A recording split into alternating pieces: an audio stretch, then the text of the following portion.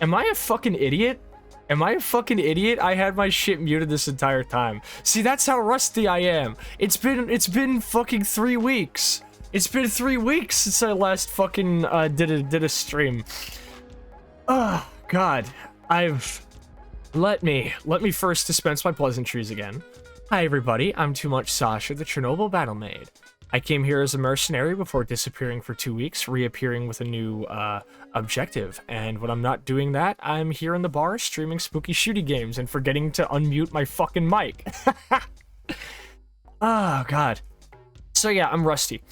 But it's good to see you all up in chat. It's been a little bit of a minute. It's been a little bit of a minute. 3 weeks since my last stream. I've basically kind of been like on an unofficial hiatus for much of November. First off, let me ask all of you how you're doing.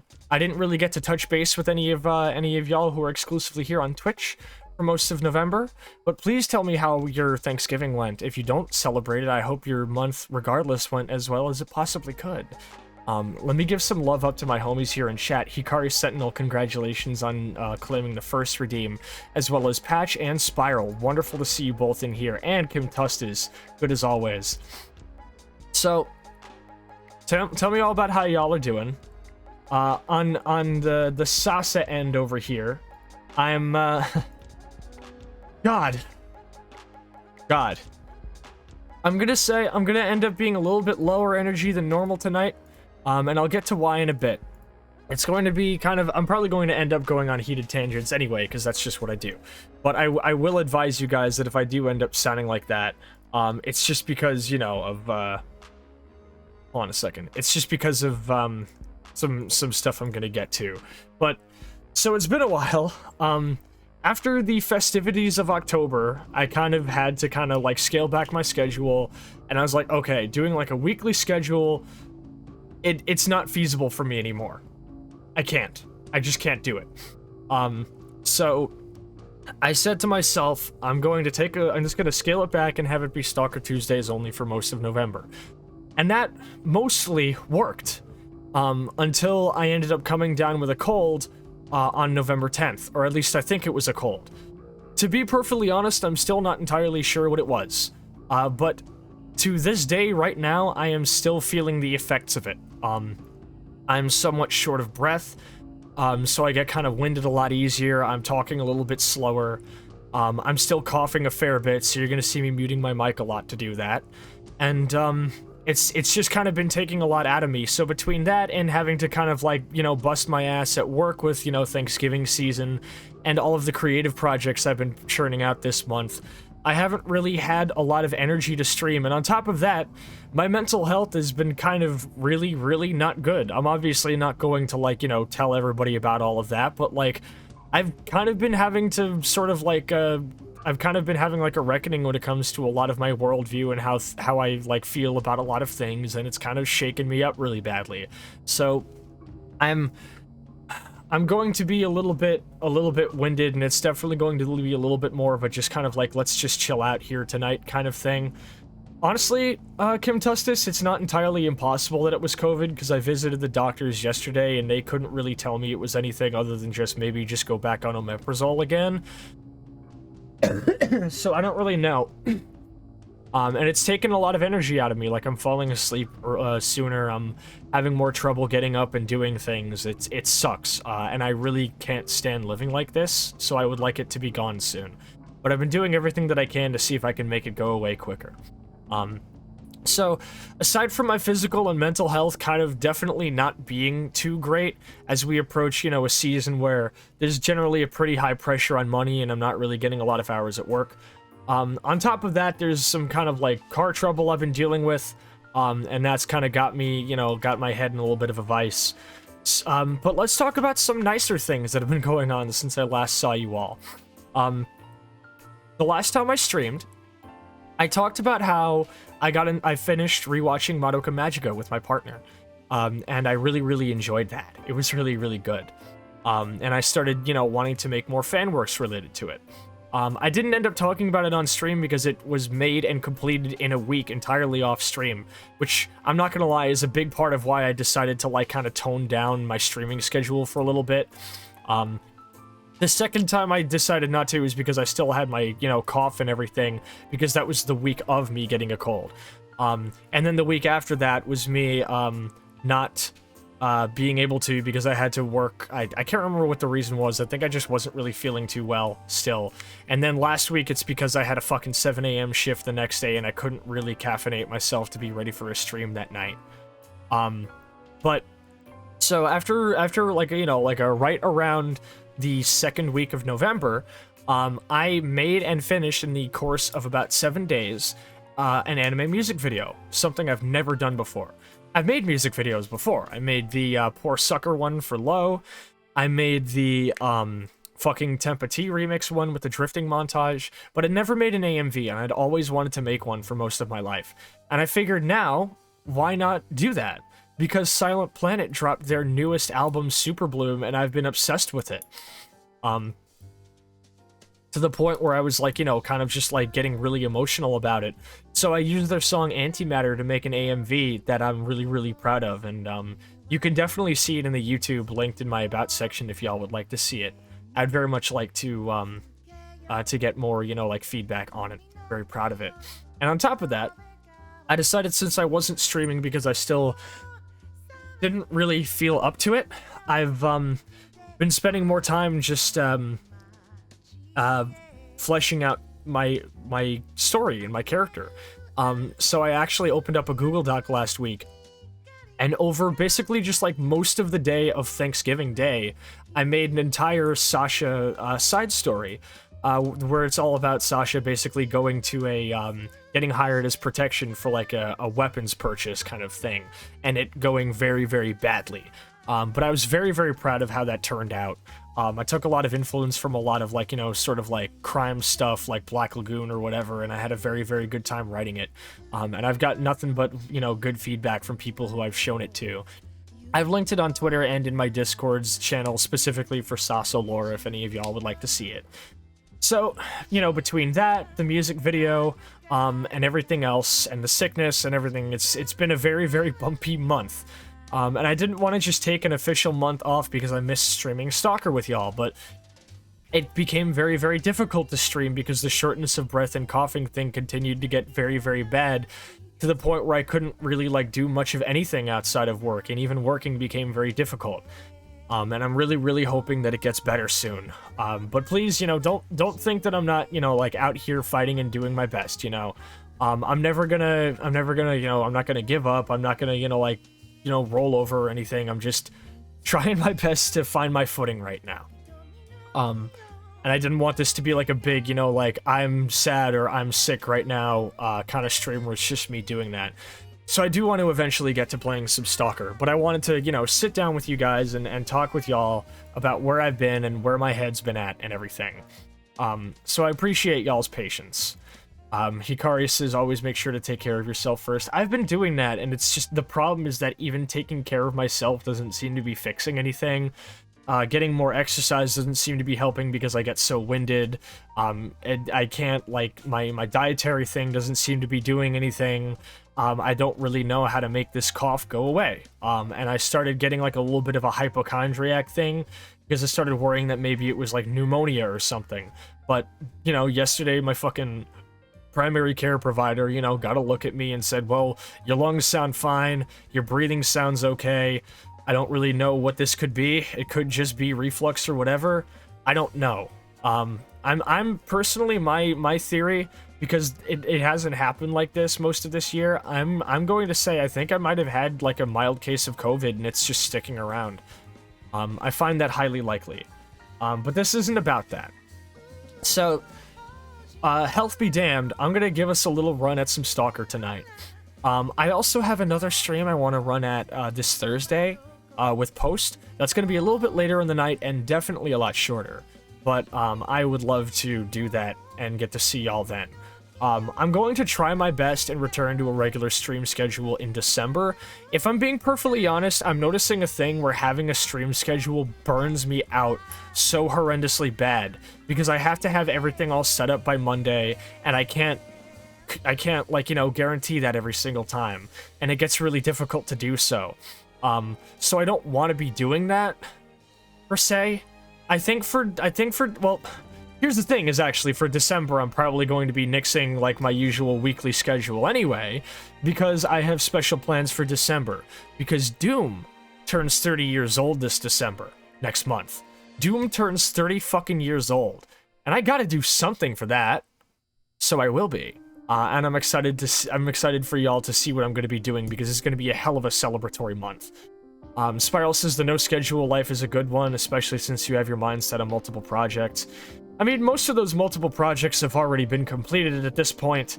At this point, the other projects are things like surviving. It's just gotten very, very hard. And I'm trying to do my best, and even as I'm speaking right now, I'm getting very, very winded. So I'm trying my best to keep my you know, self, you know, moving and together here. But let's head on down to the bar, or rather the game, and let's play some Stalker. Let's chill the fuck out, shall we? I think that's what we all need. Because the last time I ran a stream, we were going to be doing a little bit of errand running, because we upgraded, or rather repaired, a DS Arms SA-58 assault rifle, a very, very strong 7.62 rifle, with armor-piercing ammo guaranteed to basically nuke anybody that I one-tap with it. But I wanted to secure better armor before making a pass at the fucking... God, the Brain Scorcher. So I want to run at that first. God. I wonder if this is COVID, because I am getting a little bit more brain fog than I used to. It's... God. Alright. I'm gonna power through it, though. I'm gonna power through it, and I'm gonna show y'all how fucking strong I am, right? Let's get over to it, then. Ah! I'm still zoomed in on me. Here we go. Alright, so... Why am I... Wait. Ah, okay. I see what it is. It's reshade. This thing does not like reshade. I'm gonna turn that off, honestly, because I like Atmos the way it looks normally. So, this is fucking where we were last time. This is Stalker, and we're chilling the fuck out here. Did I turn on anything I didn't need to? Probably not. I'm sure it's fine. Spiral says you got this. Thank you, Spiral. Here, let me give you a shout out, bestie. It means a lot to hear that from you. Everyone, please go check out our good friend Spiral Galaxy, whose birthday it is today, by the way. Happy fucking birthday, Spiral, as always. It's actually Spiral's birthday this time, of course. She is a wonderful friend, the best a person could ever possibly hope for. Legitimately just an inspiration and one of the most, like, just uplifting people to possibly be around. Absolute fucking treasure of a human being. Or Fennec, or some other animal, depending on your luck. So, we have some jobs to do because we can't quite afford that rad suit, so we're gonna go kill some shit. I don't think I have... Do I have any shotties? Why did I pack a fucking drug-making kit with me? Oh, right, because I have a drug-making kit to offer a faction medic. And I haven't been able to hand it off to one yet. Mostly because the loners don't have any faction medics. Do you have a shotty? Was I even using one? That's my old AK. And I can't have Hip using that, I don't think. Although maybe her luck would be a little bit better with that than something else. Sparrow says I'm a birthday Fennec, sometimes a shark even. Yeah, we love our shark homies. God. Alright, I don't know what we're gonna have to be killing out here. I'm not using armor-piercing ammo, thankfully. It's just FMJ NATO ball, so it shouldn't be too big of a deal. But that is 7.6251. That's a hefty fucking cartridge. Definitely wired in the 5.45-39 I usually use. I'll be fine. Boars, I think? Question mark? Well, if it's boars, this will be easy. Let's test this thing out. Of course, the suppressed gunshot is actually a very, very weak sound. So, I may have to do something about that. But, if I... There we go.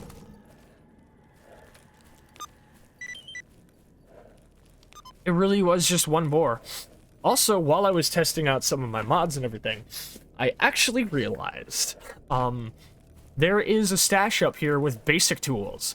And I have a laundry list of other NPCs that need basic tools to be given to them, so it is in my best interest to hand this off to them as soon as possible.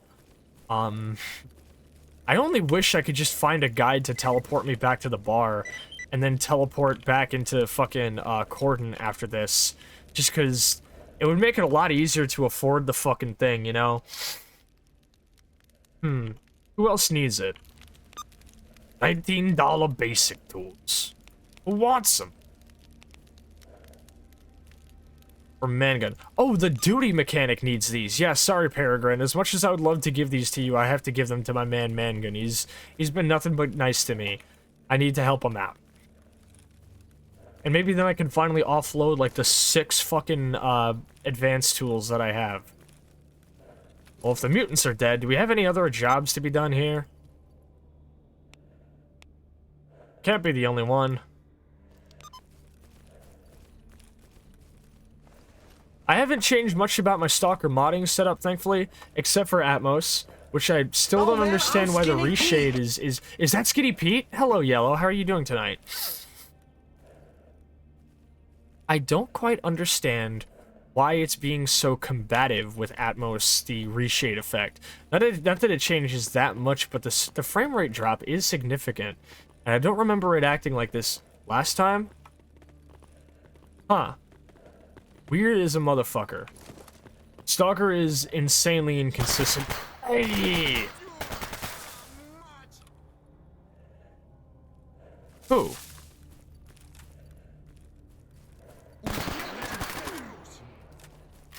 No. Yashka Burnt. A mercenary. You know, considering mercenary activity, I find it highly likely this man might have been paid to kill me. That's entirely possible. Ah. An OKP-7, my beloved. Let's take this fucking suit apart. I'm doing? Yeah, Yellow, me too. Me too. I don't think it would be a stretch at all to say that this year has kind of been a little bit tough on everybody. And that's not as a means to diminish our own struggles. I think it's more as a means to sort of validate what we're each kind of dealing with. Like, I don't know, I think early this year, like right before the debut, I was doing pretty alright by like Sascha standards. And then, you know, like after the re-debut, I started kind of like dealing with some personal stuff that made it very difficult. And then I started to get a little bit better, and then the summer kicked in, and in the summer it was like complete just... I don't know. All I'm gonna say is, I've been dealing with a lot this year, but honestly, I think in spite of the fact that all of us have kind of been struggling with something in our personal lives, from what it seems like, and all of our struggles are very, very much unique to ourselves. Sometimes we share ours with other people, but it doesn't mean that our struggle is not still uniquely ours when it is seen through our eyes. But I want you all to know that I'm immensely proud of everything that all of you are accomplishing this year.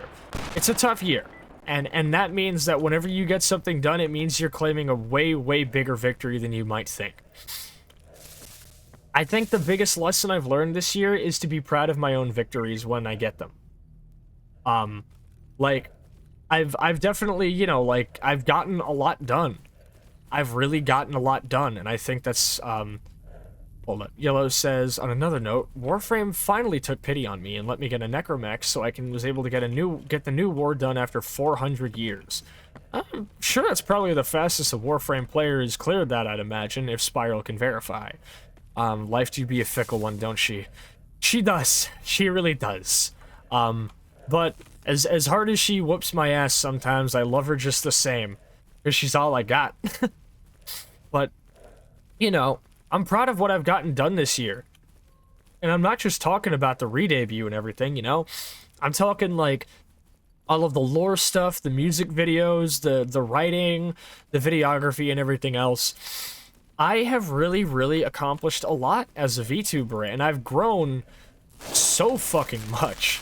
Like me a year ago and me now are so incomprehensibly different to me. Sure, you know, on the surface level, I'm still mostly the same. I just talk more slightly prosy, and I'm out of breath a little bit more often, and my eyes sting a little bit more whenever I get teary. But that's not really, like, that's not really all there is, you know? I think I've made great strides in, you know, whether it's the community that I keep and making sure that I, you know, have a place that lots of people can call home and feel safe in. And on top of that, I've propagated plenty of very interesting and important discourse around music and other forms of art that I think are very much necessary to have. And I've done my best to try and, you know, make the world a better place and really, really help people have the hope that I try to have within myself. I think at the end of the day, that's really what I think got me out of bed today and onto my computer. Because I considered just kind of taking the rest of this week off and just, you know, going right into and maybe picking it back up in December. But I was like, I wonder how possible it is that maybe what I'm dealing with just is like me, is possibly a little bit psychosomatic. Maybe I'm just really, really in the need to kind of like find a meaning to everything, you know? To step back up and say, hey, there's gotta be something I'm having a good time with, you know? And it's not that streaming isn't a fun time for me. Streaming is a fun time. It does have its stresses, and there are some times where I kind of just sit here with like a pit in my stomach for a good 15 minutes before I can really press the live button.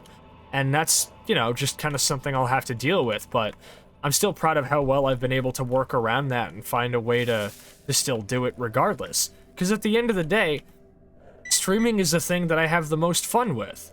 It's the thing that, you know, feels like I'm really making an impact on the world. It's the thing that allows me to really, you know, like spend time with a whole group of people that think just like me and like the same things that I like. We get to nerd out and talk about stupid shit and have a fucking blast, you know? Or just the whole thing of like, well, you know, I'm just like one person, my experience is my experience. But surely through sharing my experience, I can validate the experiences of others. I can create a sort of like, I can paint a picture in a way where other people can kind of just look at it and say, you know what, this is how I feel too. I'm really happy I got to see this. And from what I've heard from friends and viewers and, you know, a whole slew of people, that is the effect that I have. And it's really gotten me through some of the rougher stages just to have people look up to me, and not even look up to me, but just come to me and say, hey, you know, I was really having a tough week, but hearing you kind of give me that pep talk live and say things like, you know, hope is important, or you can make it through this, or I'm proud of you, being told that helped. And I'm like, you know what? I don't think there is a better motivator in the world than knowing that there are people in your corner. I can't say I entirely know why I started just having this sort of talk out of nowhere, but I guess just because I was, you know, talking so much about how I feel about myself and streaming and everything else, I think that's just, you know, I feel like it's important to reiterate. Sure, it may not have been that long since the last time I talked about this on stream, because as many people in chat know, the last time I was on stream was me talking, you know, a lot about you know, how I remembered somebody that I looked up to once, and how I was unsure if I was really growing up to be the type of person that I saw myself being as I looked up to them and found myself wanting to be them. Because of how much time that I spent saying, I don't know if I can be that person. But now here I am. And I personally think, to at least some degree, I am that person. Or I'm definitely getting to be that. Because that's what I'm being told by people, and at the end of the day, the effect on other people is the most important thing to me. And I don't mean that in like a numbers or analytics or self-image way. I mean that in an impact way, you know? Like, yeah, I can be happy with myself all along, but if somebody isn't telling me that that something that I'm creating or something that I'm doing resonates with them and helps them feel understood or heard, That's the most important thing to me, and that's why I stream. And that's why the PCHC exists. That's why that little bloodsucker skull is up there. That's why I hashtag everything, because the hate crew is all about that. It's all about expression. Because at this point, self-expression, especially in a world that seeks to commodify and homogenize our own emotions and feelings and work as hard as it possibly can, self-expression is the greatest form of rebellion. It's the greatest form of anti-establishment effort. And I think that's necessary to talk about.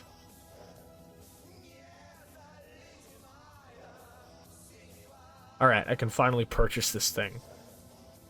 Wait, is that what I wanted to purchase? Let me read Yellow's chat message real quick. I certainly don't know how to live if my life goes, if how my life goes is anything to go by. Apparently I exist to get nothing done in shitposts because that's all that ever happens.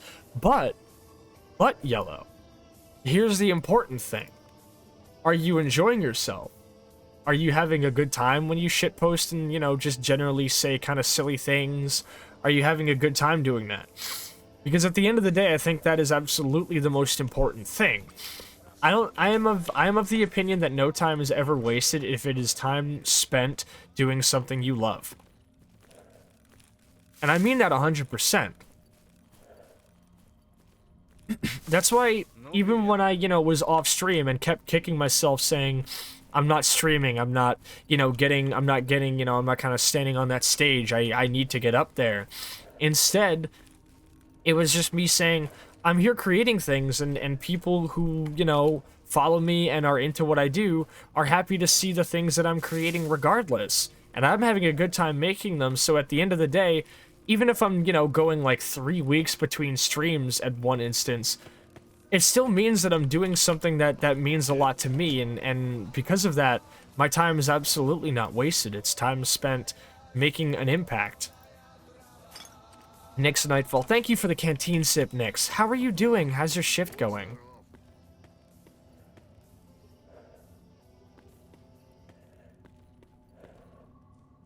God, I needed that.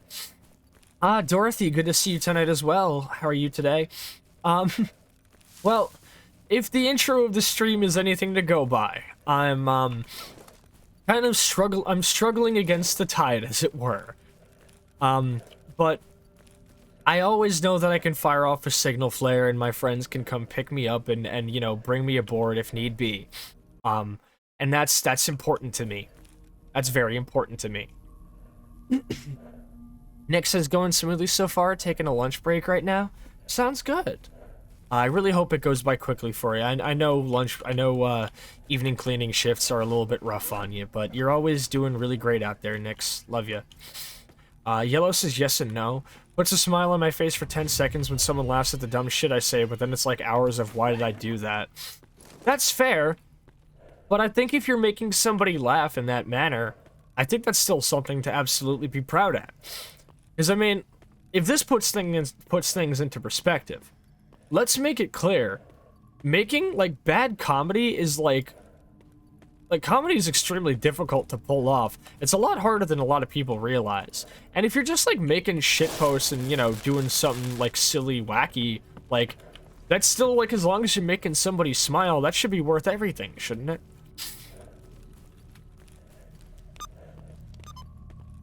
Oh, I gotta drink water in game, too. Hey. Do I not have any non-mineral water? That's okay.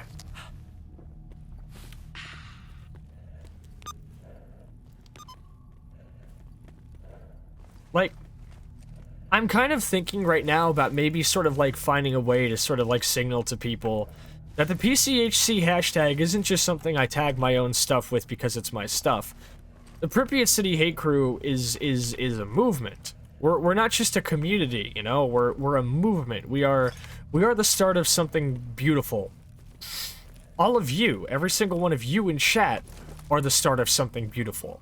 Many of you are something beautiful already in progress. Many of you are the end result of something beautiful. But that's the most important thing, you know? Is that we are as a community and as a movement, we are out here to make the world a better place. And I'm proud of all of you because even when I see y'all in chat just talking about showing people bands that you really like, or standing up for something you believe in, or making something you're really proud of, that's making the world a better fucking place. And here's a fucking fantastic example of that. My homie posted the Postmodern Art podcast, who does an amazing fucking job being the podcast dedicated to giving artists who are wowing the world over the platform they deserve. When it comes to, like, the PCHC sort of, like, statement, or what the goal of me kind of having this community and trying to sort of push people forward is, I think Post exemplifies that better than a lot of people. Well, not better than, because I don't want this to seem like a contest, but Post understands that art is one of the most important things in human civilization. It's important for expression of the self. It's important for advancement of society. It's important for advancement of technology. Art is, I think, the core of mankind's progression. I think that by having a podcast that's all about celebrating that and revering it, I think that's an absolutely fucking necessary role to play in our modern world. Dorothy says, when my memes get a good amount of likes, it feels like a job well done. Absolutely. And I know you don't mean that in a metrics way either. You just mean that in a way of, like, people liked what I did and it made them smile, and that's, you know, definitely happy. Definitely happy to have that. It's been, like I said, it's been a rough year for us all, and I think this past month has kind of been especially rough on a lot of us. So I just wanted to take a little bit more time out of this stream, especially since I spent much of last stream kind of questioning my own sort of, like, you know, position and my own role in the world, and whether or not I was really growing up to be the person that I wanted to back when I was in high school. And now that I'm here, and I recognize that, like, that role is mine to, you know, mine to take, that position is mine to stand in, and that effect to have on people is mine to have, as long as I'm out here, you know, being proud of what I do and seizing it.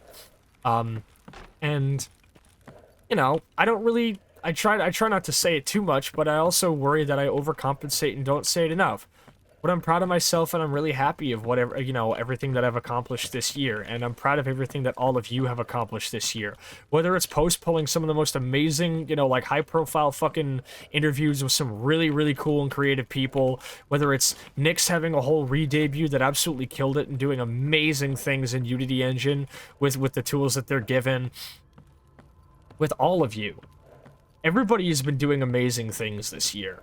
And even if you, right, even if you as a singular human being do not really think that what you're doing is of that big of consequence, or if it's that big of a positive impact on the world, I want you to know that no matter what, there is going to be at least one person who looks at the things you do, or listens to you talk, or every time they get to see you, it puts the biggest goddamn smile on their face. Every single one of you, there's somebody in the world who jumps for joy every time they get to hear your name, or every time they just get to be graced with your presence. And I mean that. That's not just me saying that just to say it. I know for a fact that it's statistically, essentially a fact, that every single one of you have at least one person that cannot wait to see you or something about you every single day. And I hope that at the very least is able to put some things into perspective and help you understand that the position you have, the place you have in the world, and the effect you have on other people is worth every single moment that you're here. You are worth it. You are greater than every single little thing that breaks you down. You are greater than the people who may not like you around. You are greater than that, and we as a whole, as an entire sort of movement, or just, you know, an entire community of people who are all about self-expression and spreading hope and love, we are greater than anything else, because that is the power of hope. Jesus, I just went on a fucking, like, hopeful tirade this time. Jesus. I think we all need to be told that we matter. A lot of us have those little moments where we need to be told that we matter.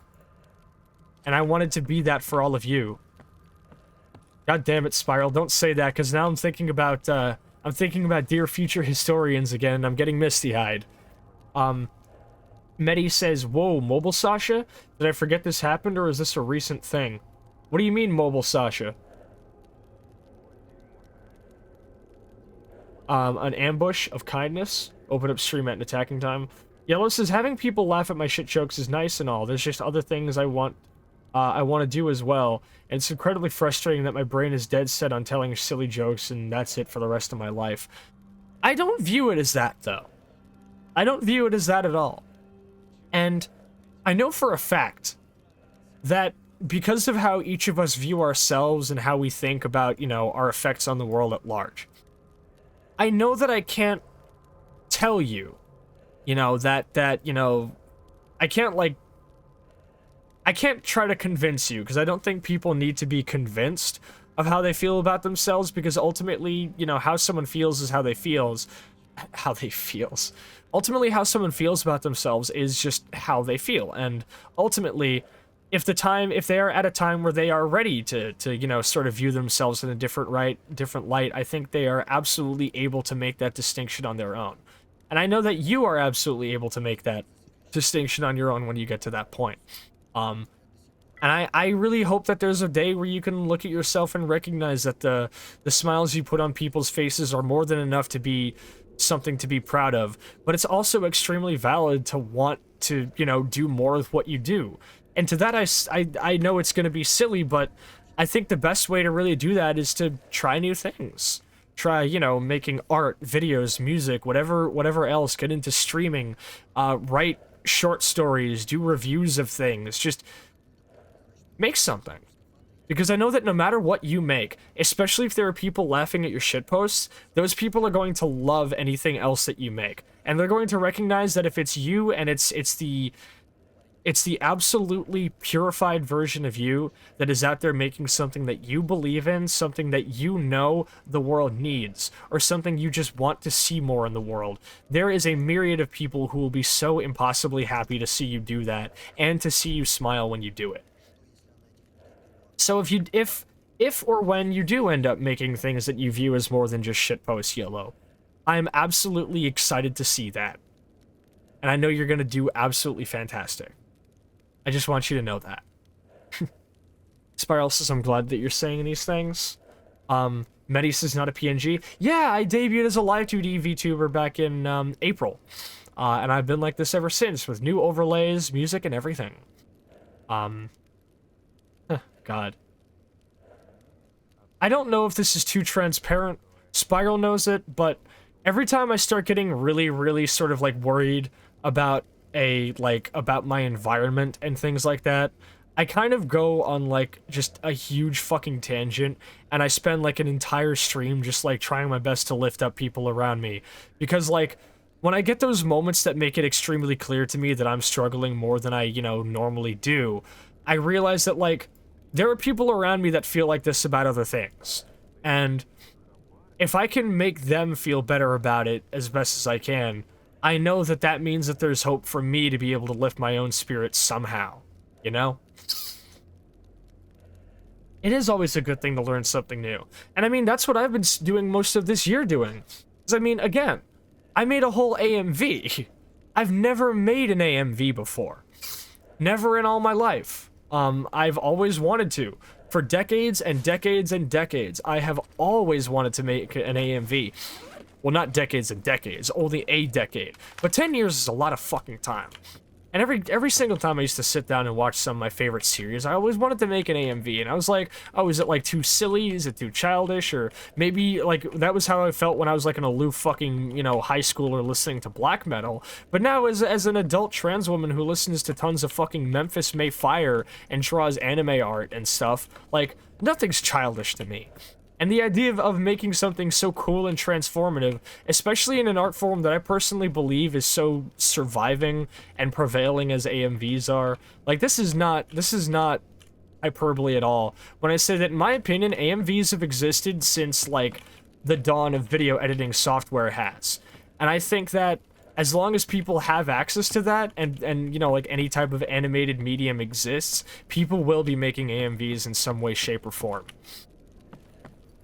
And you know, now that I, you know, I found like a series and song that I really wanted to do, but most importantly, the other thing that kept me from doing it was worrying about my own skill as an editor.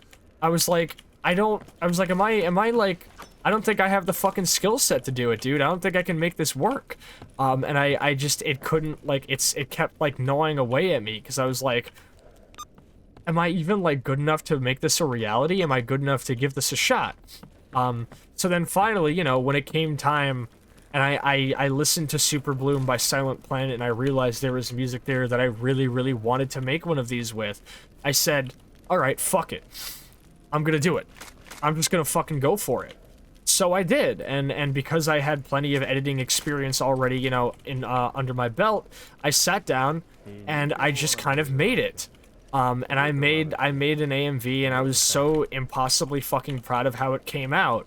And I paid homage to media that I personally thought I wanted to see more of in AMVs. I didn't see, especially for Madoka Magica, there's such an impossible shortage of AMVs with heavier music in them. It's a lot of, like, you know, it's a lot of, like, pop and other kind of stuff adjacent to that. And that's amazing stuff. I've seen a lot of really, really good... Hell, I saw a fucking Daughtry AMV that I thought was really nice.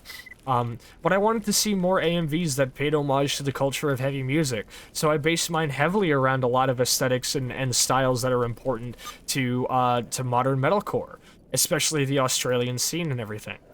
So I sat down and I just kind of hammered it out over a week. I knew to be as realistic with my vision as possible, so I made sure not to over-edit it. I didn't try to go, you know, as hard as I could. It was just, let's make something that I'll smile at. It doesn't have to be my magnum opus. I don't have to place this on my gravestone and say, here's the work that, you know, I'll be remembered by. It's just, here's something that I'm gonna smile at, and something that I hope other people can smile at. And that was something I'd never done before. I think the most important ingredient to making it wasn't, you know, like a skill level. It wasn't, you know, anything like that. It was just, I wanted to make something that made people smile, and I was, you know, proud of, I was really excited to do something like that and try something new. Another great example being this, being also this month, the short story. You know, like a fucking, like, 9, almost like 8 and nearly 9-page, like, fucking short story, single-spaced. All just documenting, like, you know, like an arms deal or whatever, and an interesting sort of, like, side plot regarding, like, a sort of, like, mob hit and revenge story. All in, like, 8 pages. And I haven't really written a whole lot of things in a very, very long time. And I was really happy with how that turned out, too, because I just kind of sat down and said, I can't sit here with a cough and a cold and not make something. You know, I can't sit here without being able to stream often and not just like not make something. And I did make something, and I really hope I can keep doing it out here, crafting all kinds of cool shit. Oh, y'all are so wonderful. Y'all are gonna make me fucking blush for real. But I'm not saying this as a form of self-gratification or anything like that. I'm more saying this as proof that, like, no matter what, if you put your mind to something, even if it's something you've never done before, you don't have to make, like, a magnum opus. It doesn't have to be the greatest work of your life. If you want to try something, and you've got that hope in your heart, you've got that inspiration, and you've got that love, go for it. Do it. Because the people who love you and love what you do are going to recognize the work that you put in, no matter what. Hold up. I think there's soldiers here.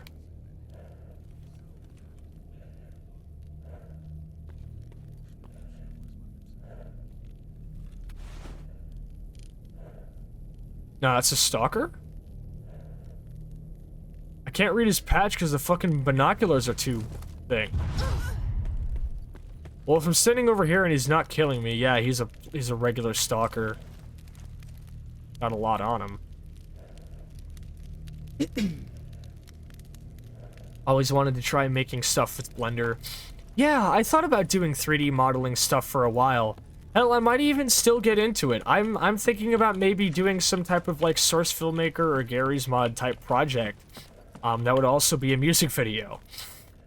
Music videos just kind of turn out to be the project that I kind of put, like, the most effort into and kind of have the most fun with. especially machinima and like video game footage music videos, because it's easier to get footage like that. When I play Stalker, I can just go anywhere I want, record something like that. When I'm playing Need for Speed, I can do the same. I always like media that's very transformative like that.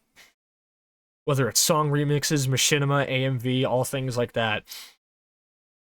Because when it comes down to taking an existing piece of media and finding a way to like make something out of it that is still your own, the skill cap for creativity is surprisingly high. And whether you sink or swim, throwing your little work out there into the sea and saying this is mine and this is how I took something that someone else made and made something all my own that can truly stand alone, that is immeasurably fucking cool. And I think my favorite example of that, y'all are going to be extremely unsurprised, is hip-hop. Because of the sampling sort of medium that it wholesale invites.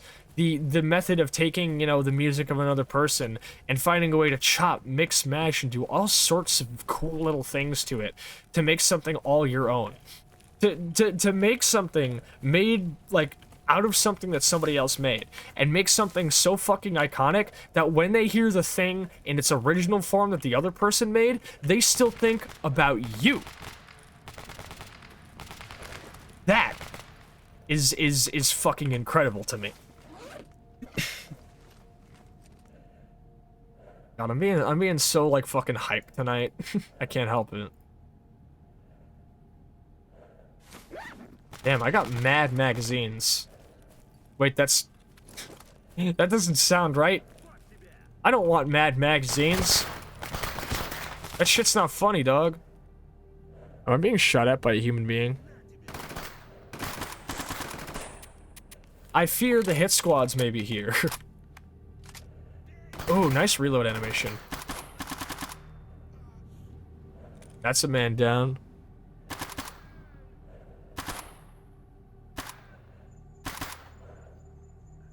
Alright, we're clear. So fired up today. It's what happens! Like, I'll come into a stream, and I'll say, hey, I'm coughing a lot. I'm recovering from a sickness. I'm kind of like emotionally low, or I'm dealing with this. It's gonna be, a low and a really low-key kind of like vibe out night. And then I just hop on the mic, and then I just fucking like wild out for like 4 hours. And I just like, I'm constantly giving tons of love to people. I'm talking, up things that I want to do or things that I'm proud that I've done. It's just, it happens every single time. It's really funny to me.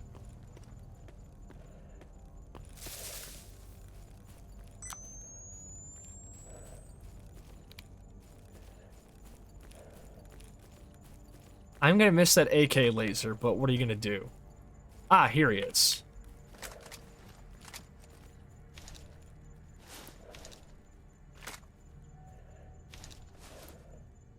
Call me crazy, but I have expected these to be mercs.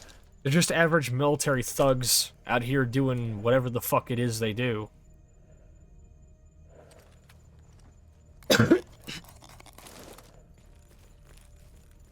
Like I said, we've all been having a rough night, a rough month. Whether it's, people having to deal with family that they don't really feel super safe around, any type of thing cutting heavily into your budget and making it kind of difficult to get by, social situations making it difficult to really feel like you're, making something of impact or able to really, like, be around certain people anymore.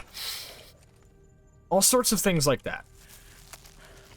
We've all had a rough month, and I think, you know what, like, the thing that makes me smile is making somebody else smile. The thing that makes me the most hopeful and happy is to give other people hope.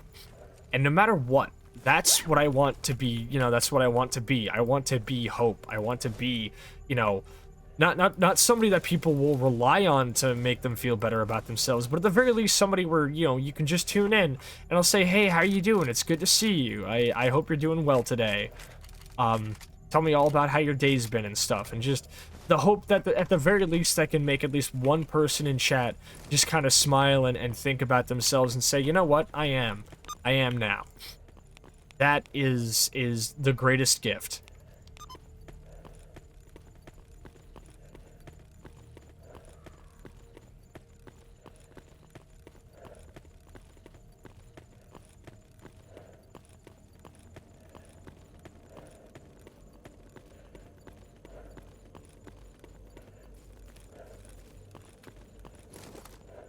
Tuning into stream or the Discord usually makes me feel pretty relaxed or at ease. Wonderful! It's absolutely my intention. Alright, we have mutants to kill. Hold up. Let's see how well my suit's durability took those bullets, by the way. We're sitting at 99%. See, after those shots, the fucking Guardian suit would have been, like, way fucking lower. Or the Nomad suit, whatever the fuck. Hey, we're missing a... I have to load the fucking game. Nick says, okay, I gotta head back to the floor. I'll try to step back by in a bit. Not a worry at all. Thank you for the tea time redeem, and best of luck with your work. You got this. So, here's what I want to know. Why does my sniper rifle not have a scope? Did I forget to bring that with me, or what's the story behind that? I'm extremely confused by that.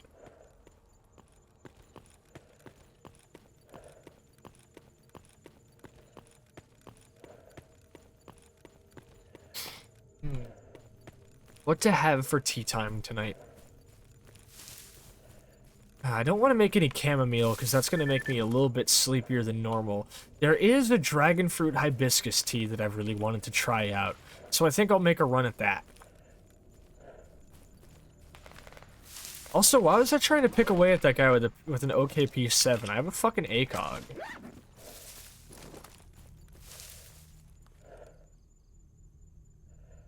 Ah. See him now. Let's go back to semi-auto and take care of this guy.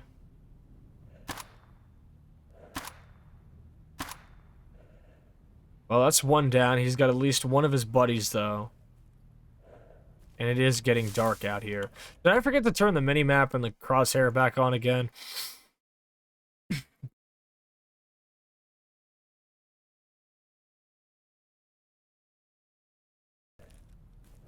At this point, I'm gonna have a fucking redeem where y'all can just straight up remind me if I forgot to put the mini-map back on. Alright. One guy's down, but his friend's nowhere to be seen. And my PDA just ticked telling me that somebody's nearby. It was out by here last time, so I gotta keep my eyes peeled. Ah!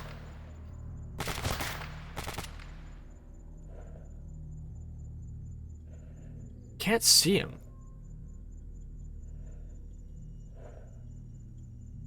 Aha! I see you now. Let me shift my position real quick. Okay, we're clear. We're clear. We're clear. Top 10 things said before getting fucking massacred, dog.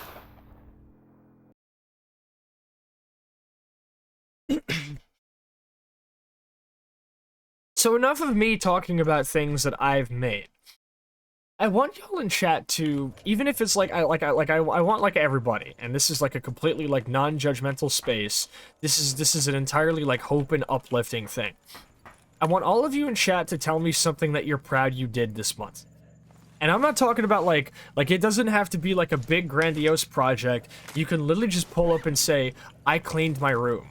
Or I cooked a meal that, you know, was really tasty instead of just, you know, like, buying, you know, like food out. Or I just, tell me something that you got done that you're proud of and you're really happy you accomplished this month. I want to hear it. And I will absolutely tell you that what you did is worthy of celebration in its own right, no matter what you may think of it. So let's hear them. In the meantime, I have these guys to deal with.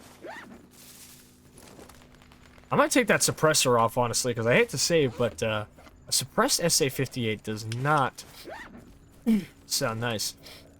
Spiral says, I updated my mic setup in OBS, and it sounds so much better. Awesome! How did you end up going about that, by the way? Because I would generally be interested. Cook spaghetti for the whole family? That's some good shit. No matter what, sitting down and eating with family is still something I really enjoy. And especially when it's like there's something really special about sitting down with your family and you're all getting to eat, but you're the one who made what everybody's eating. Like, that's something to really, really take pride in. That's a big step. That's cool as hell. And I don't really get to do it often, even though I do cook, just because, you know, like, I don't, like, most of my family is kind of moved away. Hold up. Ah, things are getting dark. I can't see shit.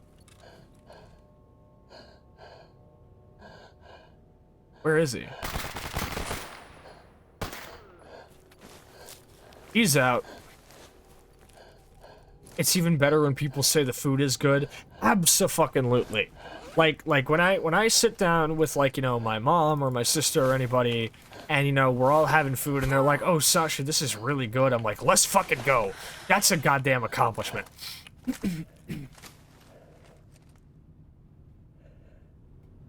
Spiral says, I grabbed a plugin called Silk, which I found from a retweet.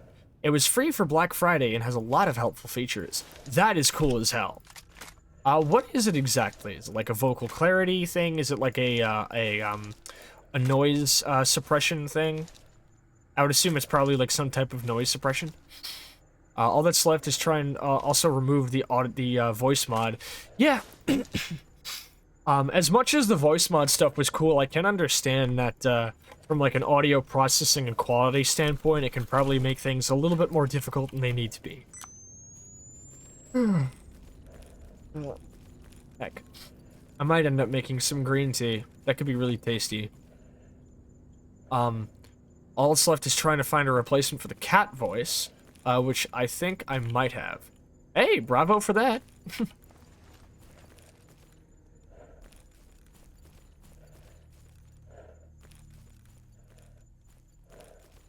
No matter what, I look forward to redeeming it at the most inconvenient of possible times. Just for the haha. Oh, here's his bro. Junior Lieutenant Bordiak. Not to be confused with Artemy Borak. That's a different guy. Did have some good armaments on him though. I'll enjoy disassembling these when I get back to base. Not that I'm really going to be making use of many of them for a while, because I've already kind of got all of the weapons that I plan on using. Now, is that a light source? No, that's just an anomaly. Okay.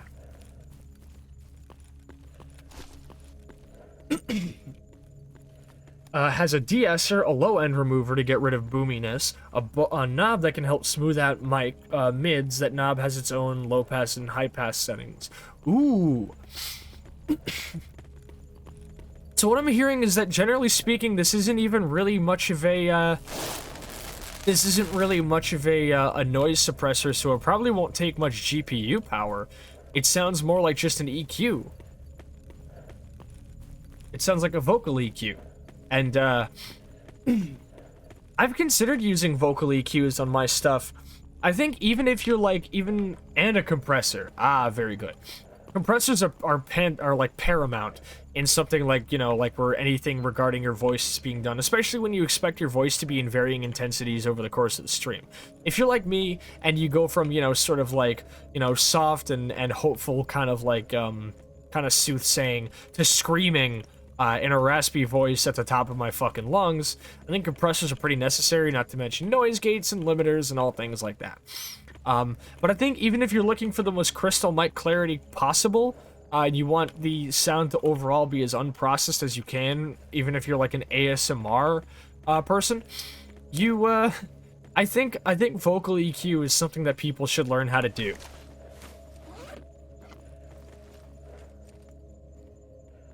I think we kind of like overlook the importance of it. Also, that ballistic vest like insert animation was broken for a good like few weeks when I first installed it, and now it actually works. Don't ask me what I changed to make it work again, because I don't know. It just kind of didn't work like that, and now it does.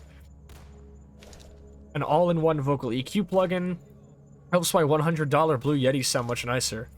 I mean, not for nothing.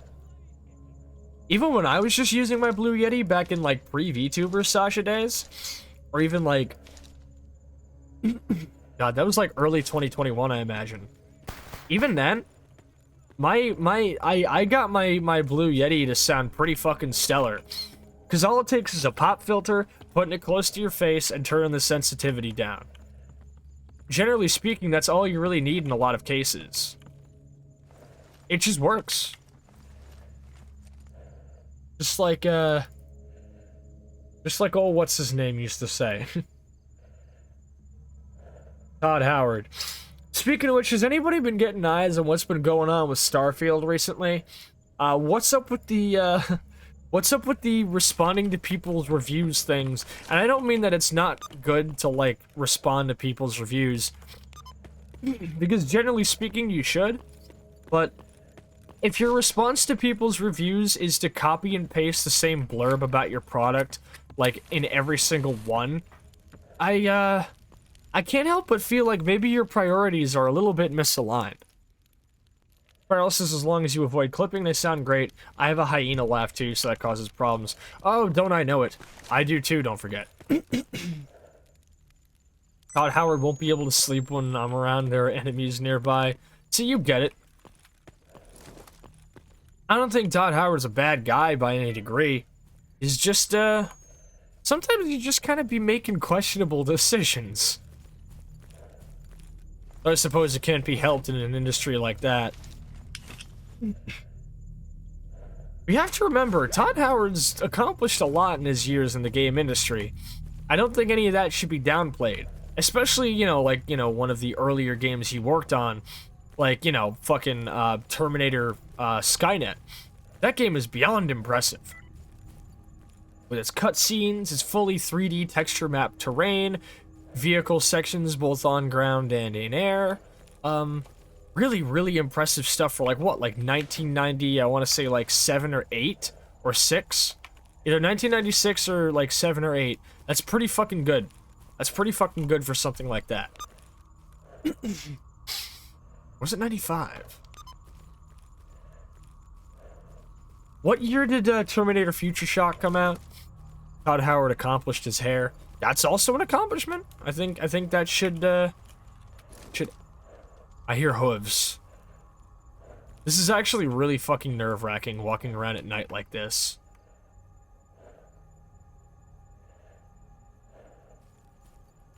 Can't see dick. 1995. Okay, so I was right. Releasing a game like Future Shock a year before Quake is nothing short of impressive. Even if it's as primitive in terms of its overall gameplay and structure as Future Shock was. And they ironed that out and made it even more, you know, complex with Terminator Skynet, which is basically just sort of like a Game of the Year edition version.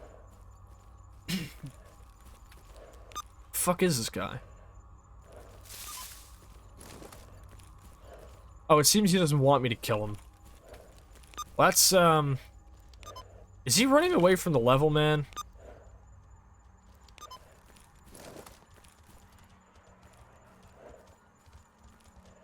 Yeah, this is really spooky, actually.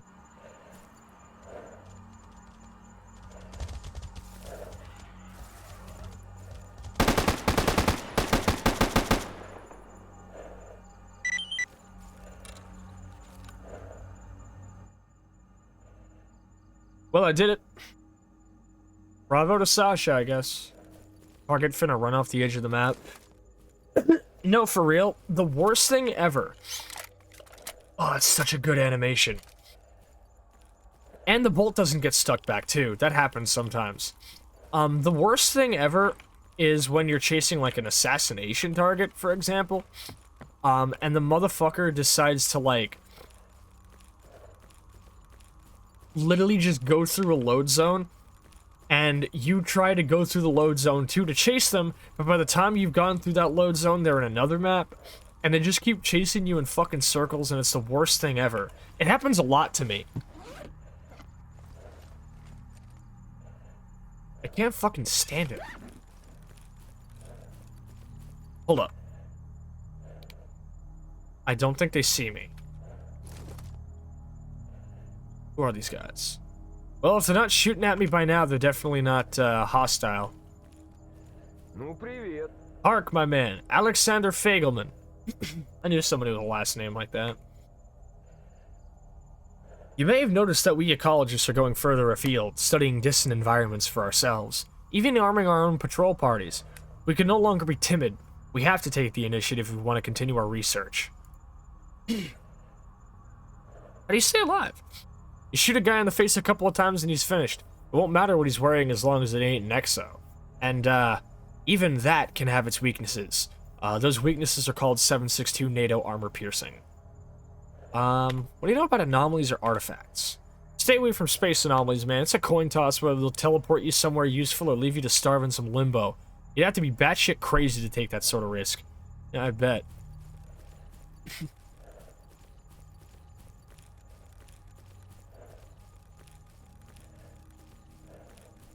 Sometimes, though, when I see targets go over the load boundary, they're somehow, like, still within actual, like, within line of sight and range of the, like, exit. So I can stand right at the exit of army warehouses and kill somebody pretty far away like that.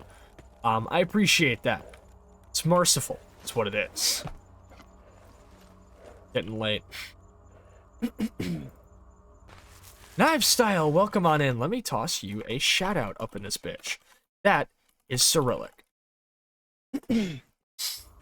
Everyone, please go check out our good friend Knives, very comfy streamer, very fun person to talk to about interest, and a very talented artist. Knives, how are you doing tonight? Job's done. I have work to do. How goes the stalkering? Doing pretty good. I spent like the first hour or so just being like very sort of like emotional and talking about how I'm proud of, you know, all of you and how I'm proud of myself and how I've gotten through a very, very rough month. It's been a really good stream so far, and I'm happy to be back in the saddle. Even if I am still having my struggles to breathe and occasionally to cough, because that's kind of what I've been dealing with this month. But I think just being able to talk and not having to cough in between, I think a big part of it is I think that when I cough too much because of a cold, I kind of irritate myself to the point where it causes, like, the need to cough because my throat is so scratchy from coughing. Or I also kind of just, like, build up a habit of coughing all the time anytime my throat feels, like, a little bit scratchy. So because of that, I just cough all the time and can't get enough air. I was tired, was up at 4 a.m., but been a good and productive day.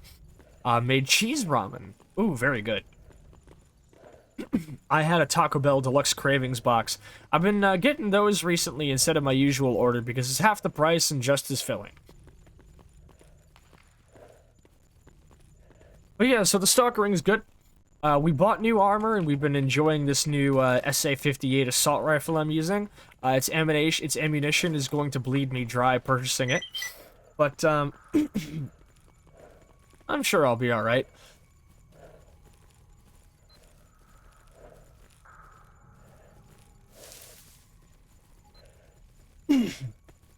Chronic bronchitis, so I understand your pain.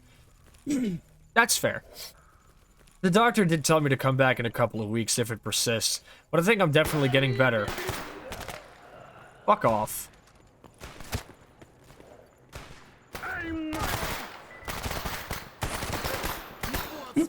Okay.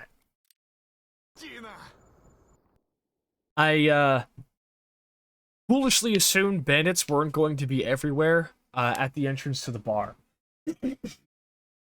Knives says, I love me a 5-layer burrito with potatoes. Yes! Very, very good choice.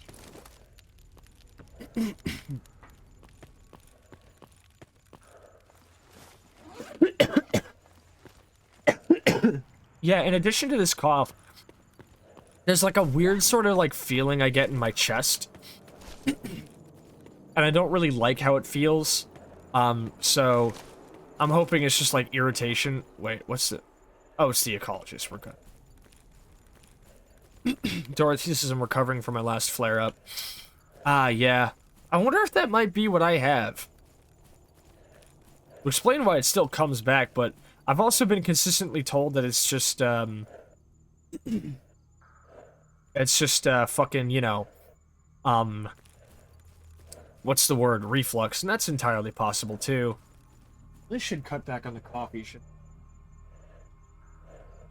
175 for green tea. Pop that bag out. Combination of both. That is entirely possible to maybe even be what I'm dealing with. I gotta say, of all the things to be stricken with, I'd rather have, like, some type of arthritis in one of my limbs than deal with this. Because I already have a deviated septum that makes it difficult to breathe through my nose. So I'm already technically getting less oxygen per breath than, like, 90% of people are. So things like colds, coughs, COVID, reflux, anything else that makes it generally a little bit difficult to get your air in or out without having to cough or do something else that generally irritates your airways. It's really fucking difficult.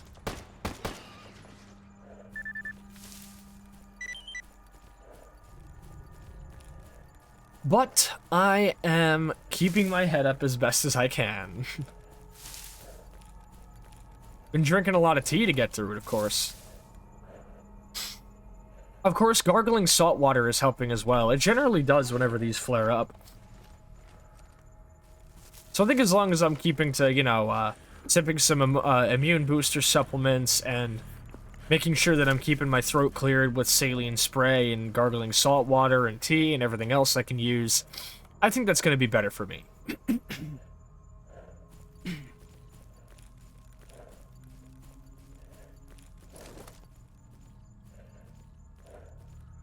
Just sucks because, like, I'll be with people and just constantly having to, you're doing good, just don't overdo it on here first, gotta take care of you. I appreciate it. I'll be alright. If I gotta head off, then I will head off.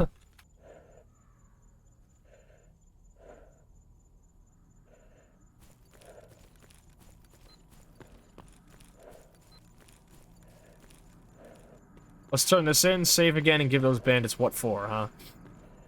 Or I could just wait until the morning and see if maybe they're dead by then. Since it's about... getting close to 9 p.m. That may be the strat.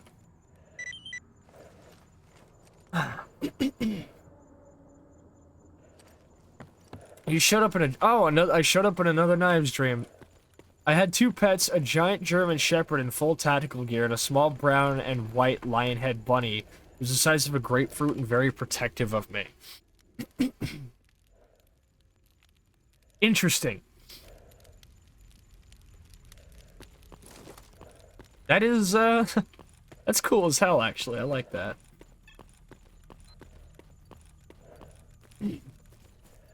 Dorothy says, when it gets really bad, I lose my voice and chest and throat tighten up. Yeah, like...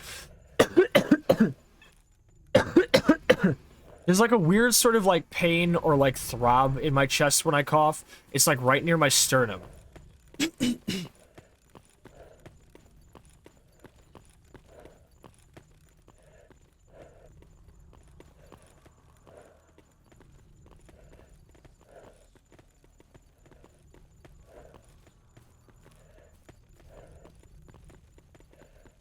It could just be like some irritation on my diaphragm, honestly. So the best I can do is probably just try not to cough for as long as I can.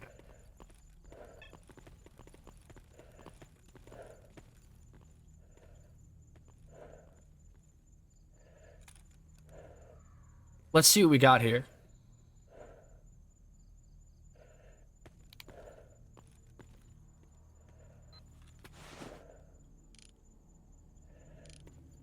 Ah, he's ready. Hold up.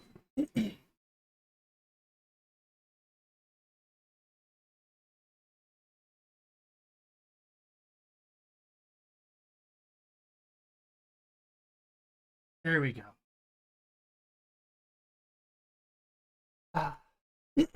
Just breathing in the steam of the tea helps as well, I think. Let me set a timer.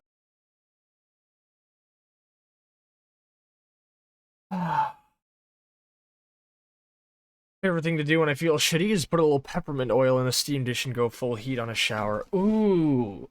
You know what? Diffusing some peppermint oil might be good. Oh, shit.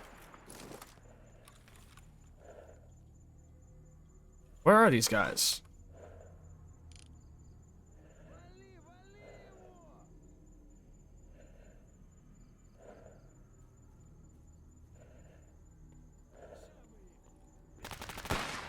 Fuck it. I think that was the guy.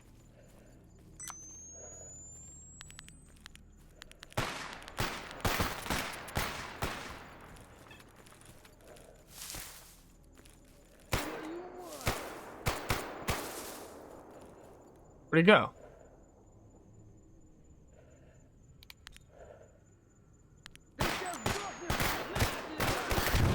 Oh, fuck.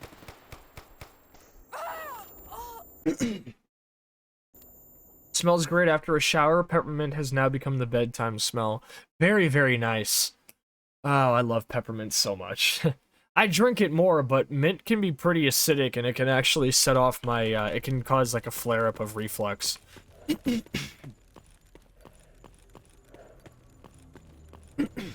So I think what I'm dealing with is just, like, a weird sort of perfect storm.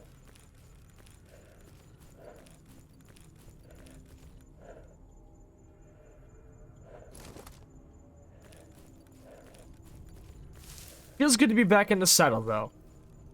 I think a big thing was I was just like, man, what if I'm just, like, not gonna be able to get into it? What if I'm gonna have trouble finding things to say? But, like, I'm here right now, and you know what? It's like, nah, I'm having a great time. And I think just being able to dive back into it and fucking get my head in the game really helps me feel better about streaming again. Like, make no mistake, I needed a fucking break after October. Hold up. Flashlight.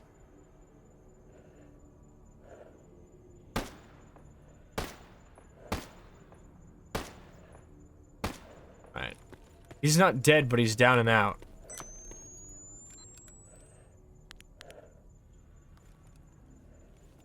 Dorothy says, I find honey lemon things, especially tea, and just drink a ton of water. Yeah, staying hydrated, hot drinks and stuff like that, but nothing too hot, because then it fucks up my throat and irritates things more.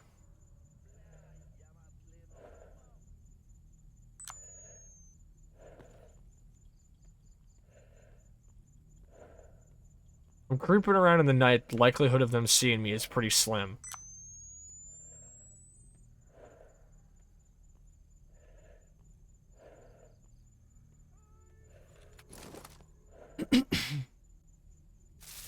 Hold up. This is for my own good.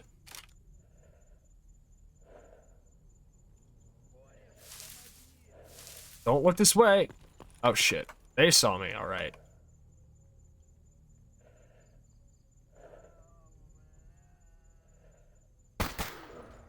Gotcha.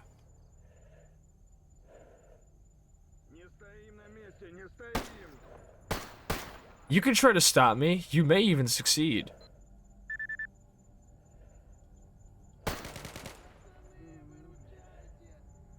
One left.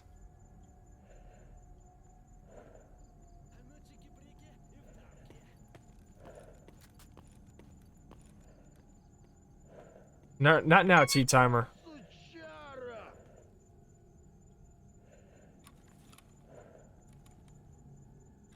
Whoa. Cleared him. We're all good. Bring the boys around this way, will ya?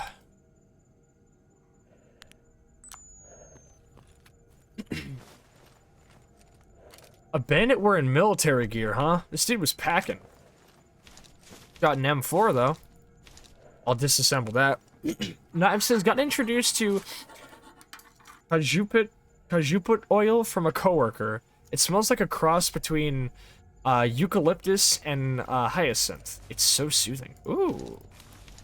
I might have to check that out. Hold up, my tea is ready, and I don't have a thing to take the tea bag out, so I'm just gonna have to do this with my hands. Ouch. Oh, hate this part. I also just realized I am lacking My ass has no honey. So I'll go abate that in a bit. So these were... So, hold up. We had bandits and mercs sitting in a tree.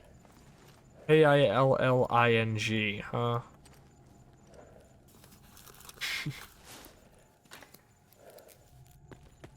Yeah, this seemed to be a lot more, basically just like a weird sort of combo between bandits and mercs. Yeah, they're all dead, though. Nice SKS. Appreciate it. Goodbye.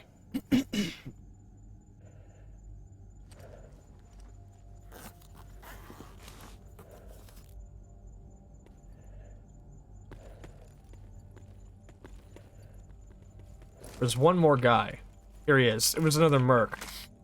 Packing an M16A4 with a hollow sight and a weapon FOV that is way too fucking low. Yeah, no, this HUD FOV is atrocious. What happened to you?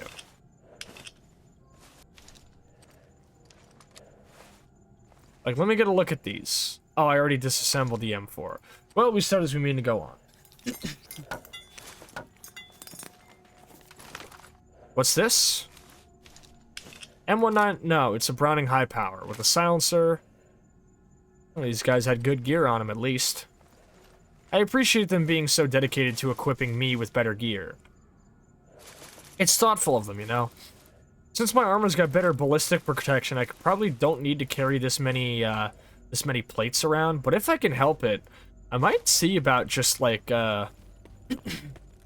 upgrading it so I can keep all of the, Kevlar plates in it regardless. I have a feeling it'll be good for me to do that.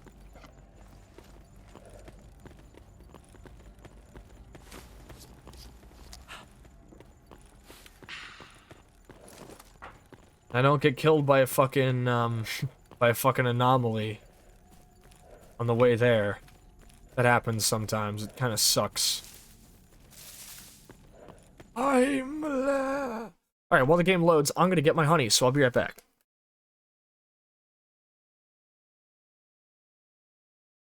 Oh, none of these buttons hide my model. I must have set them to the wrong button. Oh well. I'll be right back.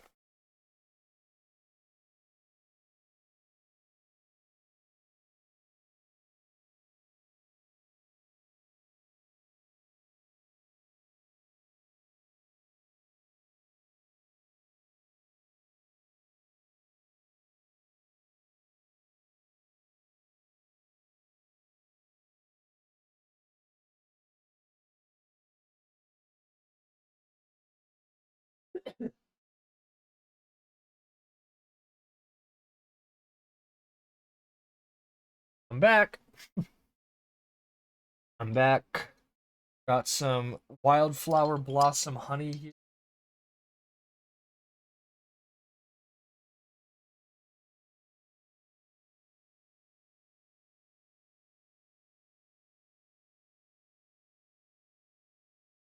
That'll be good. I even replaced all the filters on my fans. See if maybe it was whatever was going on in my room. I turned off my dehumidifier, thinking maybe I made my room too dry. No clue. Like I said, it's not even a cough. It's just that, like, having to cough causes me to, like, be out of breath faster, and I'm, like, having trouble breathing, so... it is what it is. See, when I used to overcome moments of hardship and of adversity in these times, I always used to come out of it and say, oh man, I just barely made it, or I'm you know, I'm kind of like beat up, or things suck. And instead, you know what I do whenever I get through something rough? When I get through a work shift, not having eaten something, or sick, when I get through a day after, you know, really dealing with a lot of shit, but I'm still standing at the end of it, I fucking pound my chest and I scream up at the sky and I say, I'm fucking indestructible. You know? I hype myself up when I get through some shit. Because I'm proud of myself for having made it.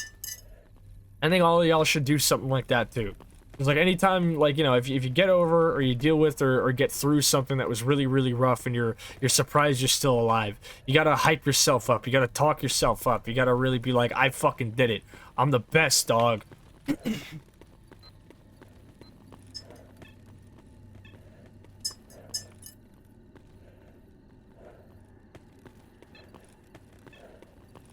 Frames always get a little bit low here in the bar.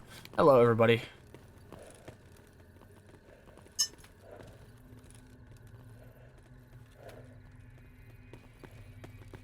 Oh, what's up, boss? Who you pointing that at?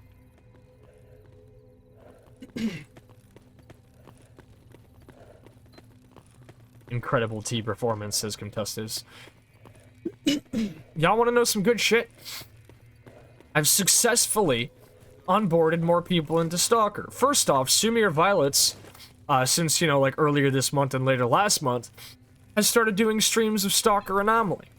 My homie Soup, the motherfucking powdered soup Game Boy fan, my homie, I got him into Stalker modding. I helped him set up a couple of visual mods for Stalker Anomaly, and he's been starting his run recently. And I'm very, very excited to see how his run has been going as of late. Alright, first off, we have things to deliver. Stand and deliver! We have basic tools for a man gun. The drug kit is going to be a little bit more difficult to place, but I can probably give it to, like, Aspirin. Oh, wait, no, Aspirin has one, I think. We can probably give it to the guy by the ecologist base, then. If they have a medic. Do they have a medic? If not, I'll give it to the one in Freedom's base. Soup Amadeus Game Boy fan. Yeah, that's Soup. Dude's the realist.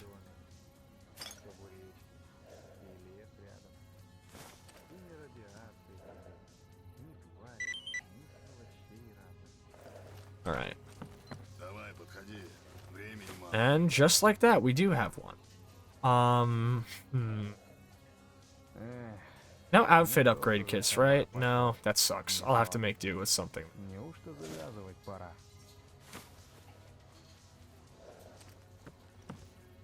Why does the bar look so red? Well, Soup. I mean, fuck. Well, Contestus. That is because of the color grading mod I'm currently using. Because I recently started using a new, what is it, visual mod? Why do I have this fucking motion here? Can I? Oh, I do have a shotty. I have my Spaz 12. Why didn't I take that with me? I'm using a visual mod called, what is it, Atmospherics, which changes some of the lighting and everything, and also adds, like, new, like, sort of, like, weather. You are used to the bar looking like this.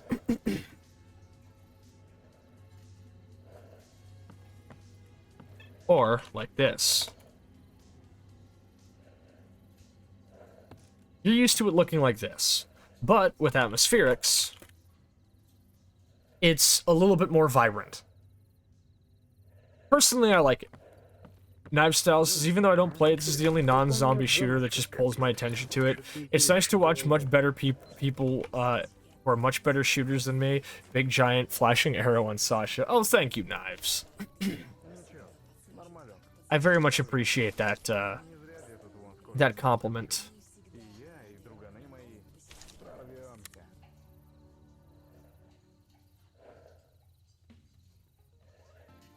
I have a lot of old rounds, but not really a whole lot to, do with them, because I don't have the recipe to, reload old rounds that are 7.62.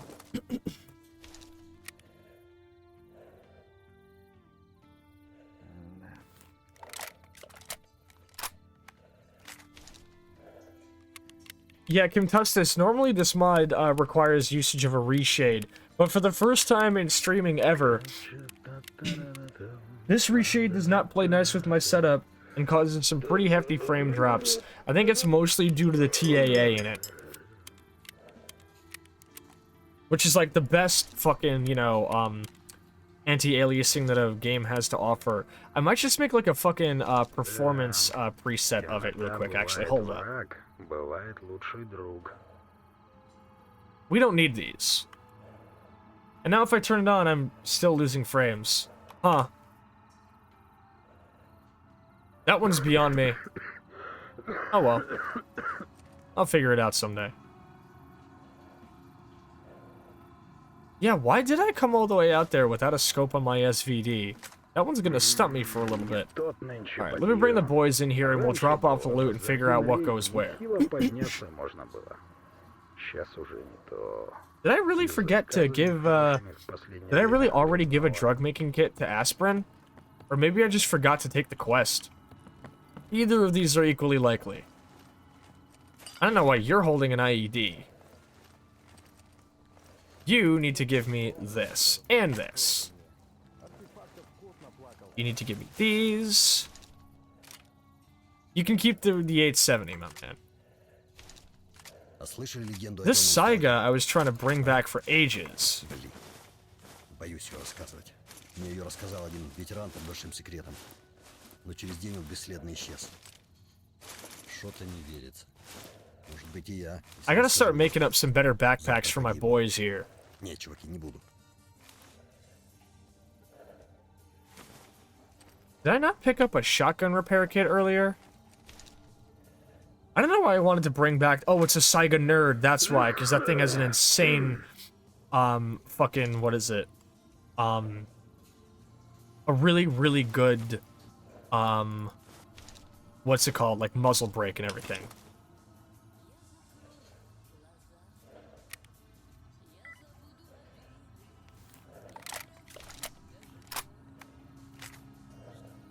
It's my PMC AK, which I will miss using more often because she is my beloved AK, but I can do without. I don't think it's necessary to have more than 10 magazines of any type. I think that's a perfectly fair limit to place. Let's drop off ammo types I'm not planning on I'm using, but not planning on carrying with me.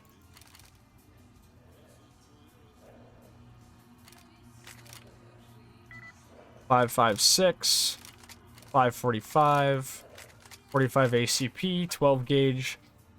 Right, these three down here I don't need. That's a lot of vodka, and I'm going to be giving that to old Chef, as I always do.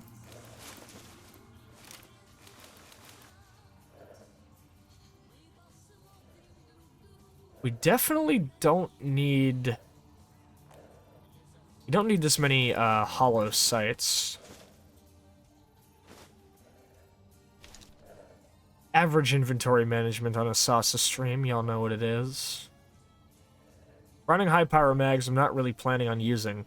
I will be keeping these 7.62 magazines, of course, I just can't fill them up right now. So let's disassemble this Glock and then the rest of those ammo types, put the old ammo components away, and I'll be able to whip those out with the gunsmith kit anytime that I should need to... Who has the best backpack? The highest inventory capacity. You're looking at 93. 43... and 57. So obviously, Hip, you get to carry the vodka.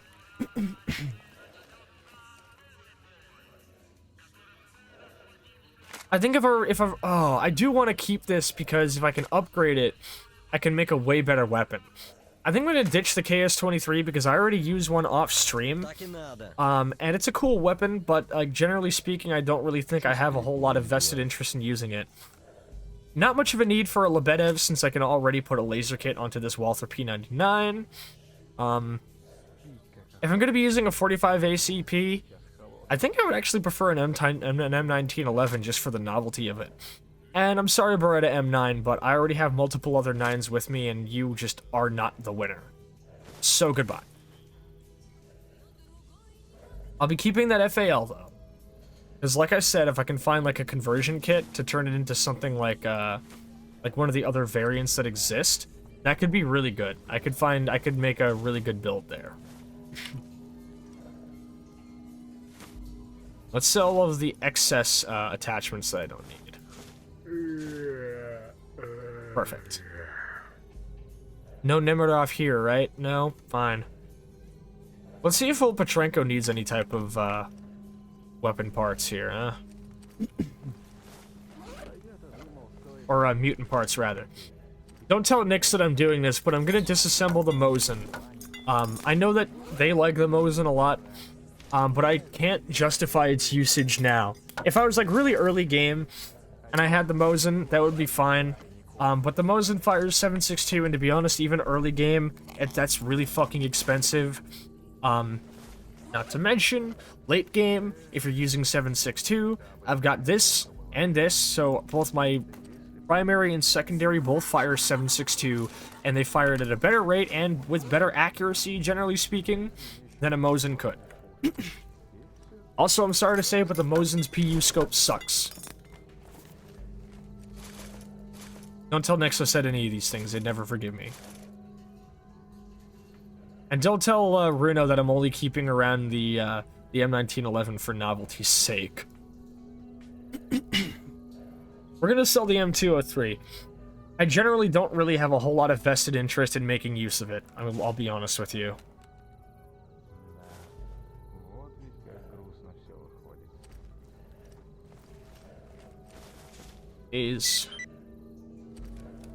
I'll put away the AK mags as well, since I'm not going to be packing it.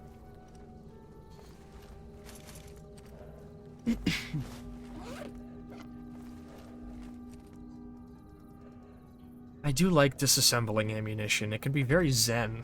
Let me dig into some of this tea. Not sure if that's the terminology, but it'll have to do.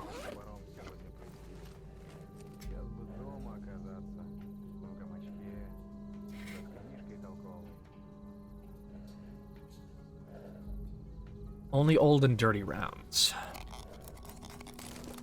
Let's hope I get my hands on a recipe for 7.62 ammunition quick. Because, you know, buying this armor did set me back by, like, over 100,000 fucking rubles. So, I'm kind of a little bit behind on my money. I don't want to be spending, like, you know, over, like, 10,000 a fucking outing on ammunition for this fucking DS SA-58. She gets expensive. She gets hungry, you know? Do I have any missions for bandit patches? Or military patches? Let me see. Calling all guys. I don't even have any missions to turn in, by the way. That was literally just like a run-through of me, like... Oh, there's a guy that Barkeep wants dead. He's in the garbage. I'll get to him eventually. We've already initiated the Topper's quest. He wants monolith patches, and so does Duty. Petrenko wants me to kill a guy in the Dark Valley. Sid needs artifacts for Hip. Barkeep wants documents from the Dark Valley. Freedom needs dog meat. We'll get the tools for Mangun. Sid has a shipment all the way out in the military warehouses, and we have a quest to turn in for Old Freedom. So I think first thing we do in the morning, we'll wake up, make a run on down to the army warehouses to grab those two quests and turn them in. And then we'll head on down to the garbage from there into the Dark Valley and figure out where we want to go from there. I personally cannot justify going from the Dark Valley all the way to the motherfucking Darkscape. At this point, it's better to just go straight to the meadow and then to the cordon, where we can turn in our quests there. There's not a guide we can go anywhere with, so we'd probably just have to go either back up to the bar manually or go all the way to the swamps to the Clear Sky base and pay a guy to bring us back to the bar there. But I cannot guarantee that he won't charge me out the ass to do it. Because Clear Sky guys, they're not like so keen on trying to stay hidden no more, but they definitely don't really like going far and wide. I personally think they're just scared. Do we have any Clear Sky members up in chat here tonight? I don't want you guys to take it personal that I think your faction are generally a bunch of wimps, but I do think that.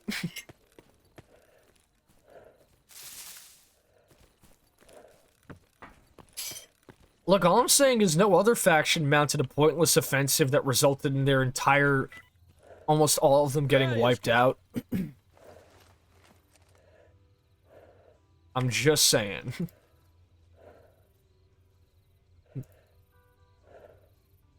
I'm gonna start referencing that at the end of streams. Just be like, what's up, too much Sascha here? Good night. I'm not saying good night. I'm just saying. I love that fucking line so much. I love that song. I love that album. Who up Queensing in the Stone Age? Who up not being worth $1 but feeling like a millionaire? Oh, I forgot to bring the tools with me.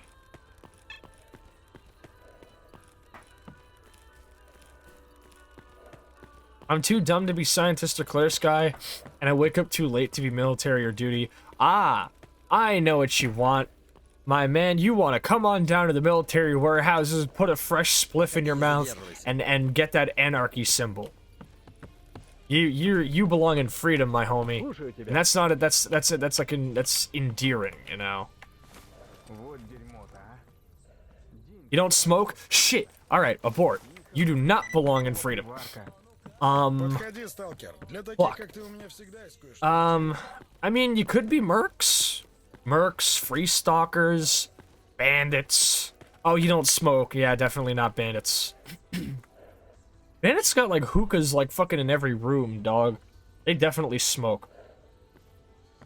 If you want to run up in my chat and tell me that the bandits don't absolutely hotbox the fuck out of that base they live in, you're free to lie to me and yourself. But that is what you'll be doing. I just want you to know that.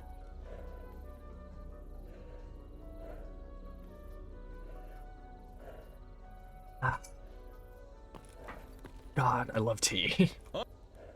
Ah. Привет.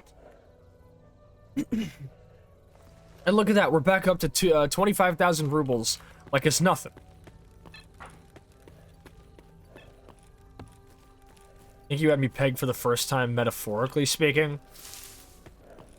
I have more freedom saves than anything else. Ah, okay. Yeah, freedom is cool. My favorite, like, non-story progression saves are when I turn on the warfare mode and sit by the barrier as a freedom member. So I'm basically just on non-stop guard duty. It's really, really fun just because it's so nerve-wracking. You know, you never know when some fucking danger might pull up. Ah, Alaris, thank you for the hydretch. Is it a motherfucking Tuesday? You fucking know it's a Tuesday. God, I'm feeling better being on stream already. I will get up and stretch for you as soon as my character finishes chomping on this bacon.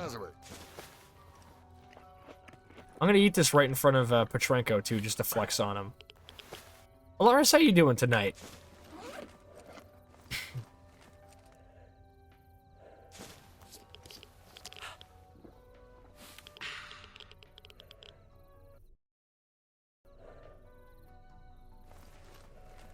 Alright, let's sell some of the spare mags. Suppressors I don't need. Ammunition. 4,000 rubles ain't that much, but it's worth something. He only sells fucking 45 rounds of NATO ball in a row, and a full magazine of this shit comes to 7,000 fucking rubles. My man, you are bleeding me dry. You are killing me out here. It is worth it. Now let's go double check my boy. Doing okay, just got back from picking my mom up from the airport. Took 3 hours because of traffic. Good fucking god. How normally does the trip normally take when there's not traffic? Okay, so Aspirin already has the drug making kit. So we'll definitely give this to the boy out in Yantar, but I'm not going to be making any trips out to Yantar. I'm going to be going to Freedom anyway. The Freedom Boys will get it. The Freedom Boys will get what they want. 1.5 to 2? Ah, yeah. Nick says Knives sounds like LAX. Yeah. So you build tracks to rip facts you caress. You're gonna hear about it from JFK to LAX. Alright. I am gonna take a quick save, and I'm gonna sleep until the morning, and as soon as that's done, I'm going to take a halftime break. Because my ass needs to go to the bathroom and refill my water. And do Alaris' hydretch. Because I, you know, generally did that. Your friend really is your friend for life. They'll drop you off at LAX. Yeah, that's a ride or die type thing. Can't say I'm that dedicated. Alright. I will be right back. Don't go anywhere. Love you guys.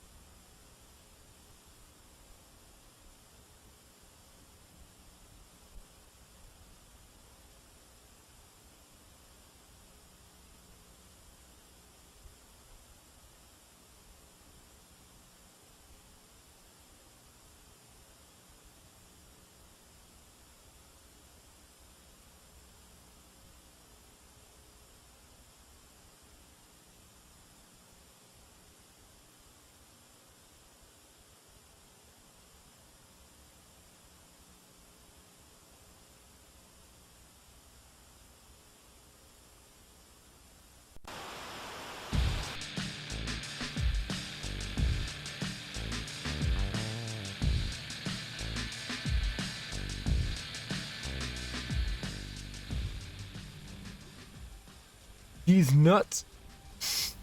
Good evening. Back.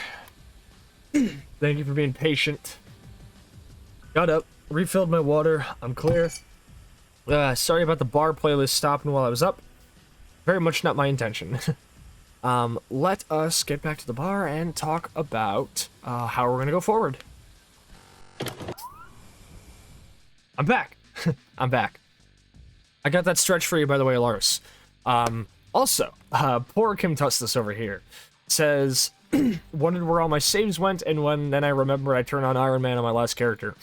Ah, you must have died. Yeah, that's unfortunate, dog. I'm sorry about that. So we bought that new armor. I've been enjoying this SA-58. It hits hard. It's a nice little gun, and it definitely zaps some of the shittier dudes. I don't really think I'm going to be keeping it around for, like, longer raids. I think I'll stick to my AK if I'm just, like, going to be sticking around to the lower parts of the zone. But when I start going up on deeper raids up high, I'm definitely going to be keeping this SA-58, and I will bring it with me to the Brain Scorcher. We start making our way up there. Generally speaking, we're basically almost all ready to go. The only things I think I need for certain that I can't just buy on the fly right now, I want to get more slots in my armor. The rad suit has good carrying capacity and good protection, but we're only looking at one equipment slot, and I would like to have more slots open for Kevlar plates, if possible. And of course, I do need to procure myself as much armor-piercing ammo for my 7.62 rifle as I can. Once that is all secure, I will basically be ready to move on out and take the Brain Scorcher. Be a nice little Christmas present, I think. With that being said, how is everyone else doing this evening? Hope y'all are enjoying the stream. It's really wonderful to see you all up in here. As usual, of course. But, I don't know. Just always really makes me smile when I see people pull up for Stalker Tuesdays. These streams are kind of like the thing that really kind of, I think, is the glue that holds me together, as it were. Not like mentally, but just aesthetically speaking. I'm trying to keep my cough under control. With varying success, but I'm getting there. So, without further ado, let us get back into the game then. We have much to be done. We're going to be heading on up to the army warehouses this morning to go drop off a drug making kit and secure ourselves a little bit of extra cash for a side quest. We'll then be heading back down to the garbage to take out somebody for barkeep and making our way to the Dark Valley, where we'll be initiating another assassination and grabbing some documents for good old Sid. It should be a pretty quick and clean mission. If necessary, we can come back up to the garbage and then go to the Agriprum and then Yantar to exchange bottles for some more ammunition. And do I need to do that with the vodka? I am a mercenary maid. Ex-mercenary maid to you. Next, knives. Fuck. I see, like, NY letter. Alright? But that's ex-mercenary to you. I'm simply just a freelance maid who goes where she pleases and does what she wants. I'm not a mercenary no more. Alright, let's get back into this shit, shall we? We got work to do. Wake the fuck up, Stalker. We got a zone to burn. Because I ate bacon before going to sleep, I don't need to eat any now.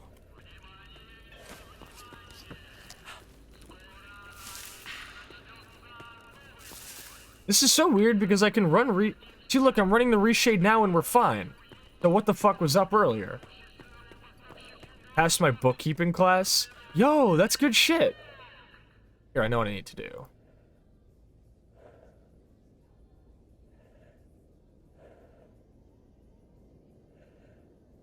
There's a lot of duplicate effects here. Where's FXAA? Here you are. We'll turn on FXAA and TAA, and SMAA, I think, because TAA is a little bit too intensive, I think. TAA on its own isn't too intensive, but you need like a what is it called? Here we go, a motion estimation plugin. Otherwise, it it starts to run a little bit bad, or just looks really fucking weird. Now we can get a little bit better bloom and color grading and lighting without having to worry too much about the anti-aliasing putting a fucking hole in my system. So here's my baby, that SA58 DS ARM, or that DS50 SA58. I don't fucking know. But congratulations on that W, Knives. I'm happy. I'm proud of you for passing your bookkeeping class, boss. That's a lot of mods, but they make it look gorgeous. This isn't really that many. Generally speaking, most of these effects are pretty standard.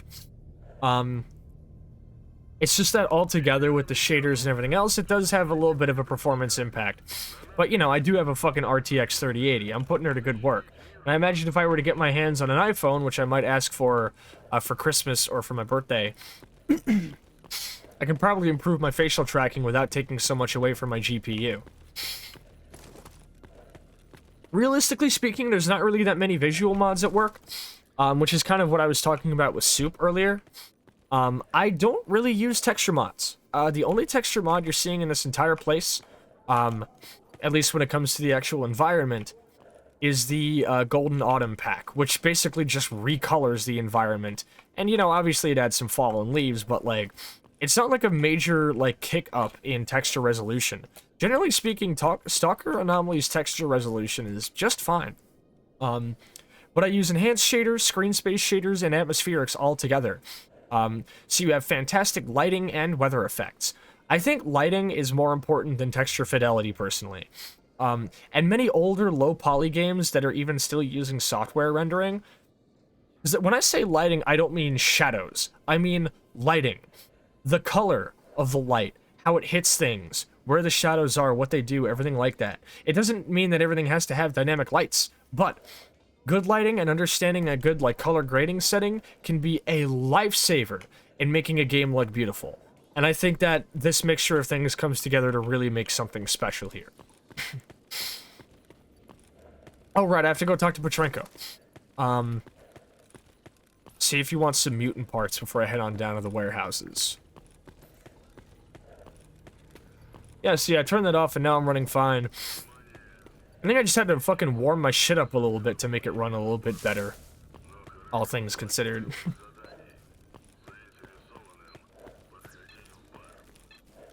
But yeah, so since, like, it's mainly just, like, the shaders and weather mods at work, you're not really doing that much work on your PC because it's not rendering your textures in much higher resolution. Unless you want to talk about, like, the actual shading going on with, like, the dynamic lights from fires and flashlights casting grass shadows. That is not something that's normally in Stalker. That has to be added in with a couple of these mods, and it can tank your frame rate pretty hard. Not to mention the reshade post-processing, of course, which I try to be extremely sparing about. And I don't want to use, like, the higher grade versions of it, of course. Aside from that, without changing a whole lot about your texture resolution, except for the HD texture, or the HD models here, which are basically just character models ripped straight out of DayZ, without boosting up your texture resolution too much, there's not really a whole lot of streaming to be done, and the game just kind of runs better. Than if you were to, like, fucking overload it with, like, texture modifications. I think Anomaly's art style looks fine. Generally speaking, the only things I change are the seasons. I turn on a winter, spring, or summer, or autumn one, and that's essentially all there is to it. So, basically, when I helped Soup set up, he was just using screen space shaders, enhanced shaders, atmospherics, and, of course, Beef's night vision goggles. So, presently, he's running with a pretty simplistic setup, not even any weapon mods or anything else. And, it does look gorgeous. You want a controller hand, huh? You want a controller hand? A brand new controller hand. Let me see if I can hook you up with that.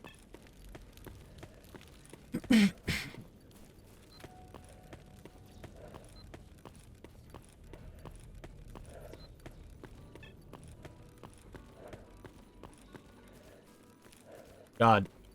I've got Monster in Paradise by Gunship stuck in my head.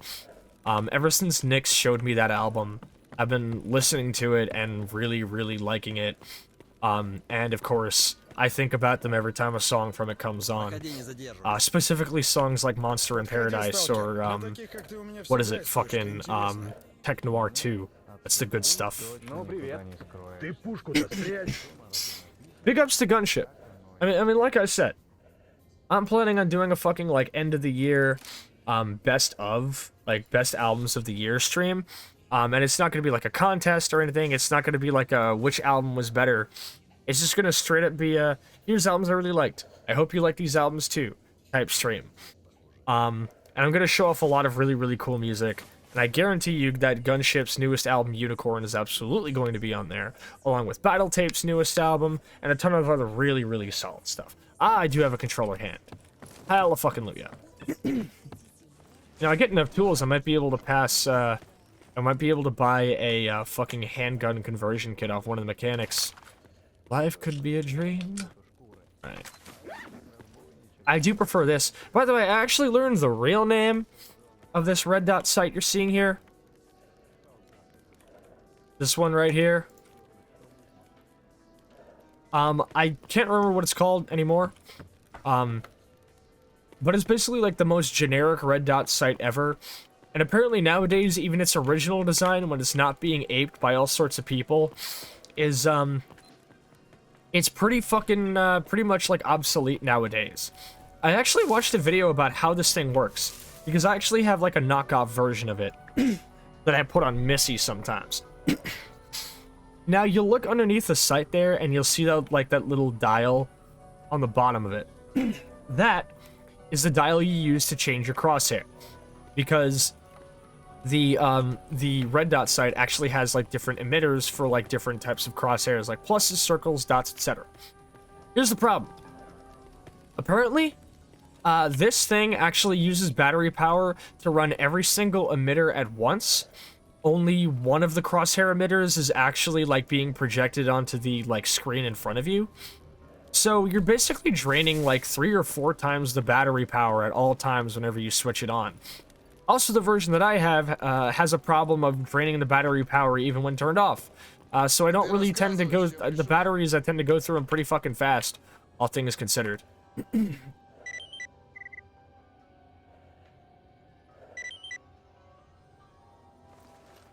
Easy money.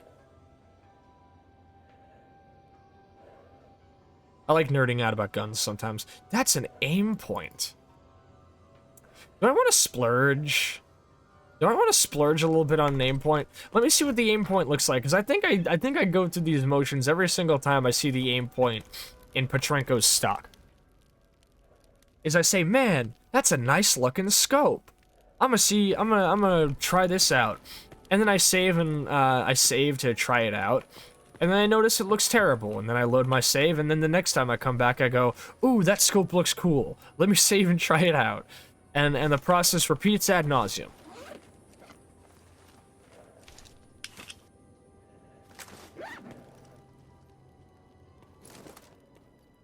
Oh yeah, this looks like dog shit. Why do I ever bother with aim point scopes? They look fucking terrible. Shit looks horrendous, dog. Get it out of my inventory.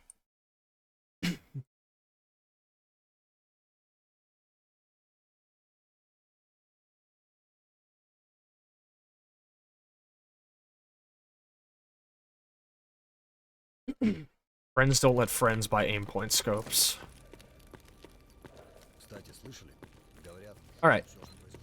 Let's head off to the army warehouses. I'm passing off a drug-making kit and grabbing some things there.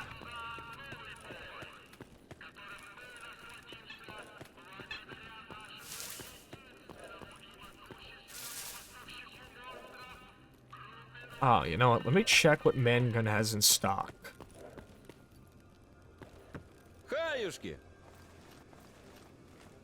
Nothing for my P99.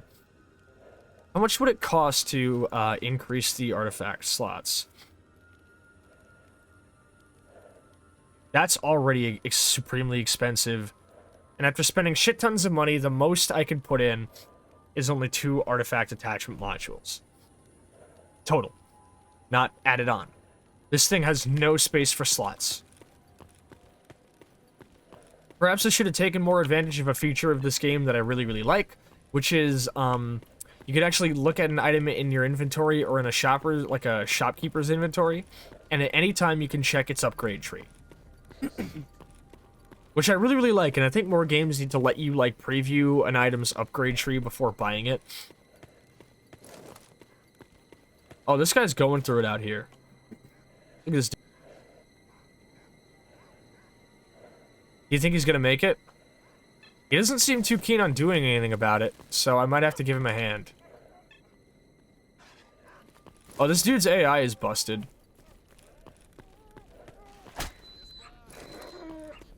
Fuckhead.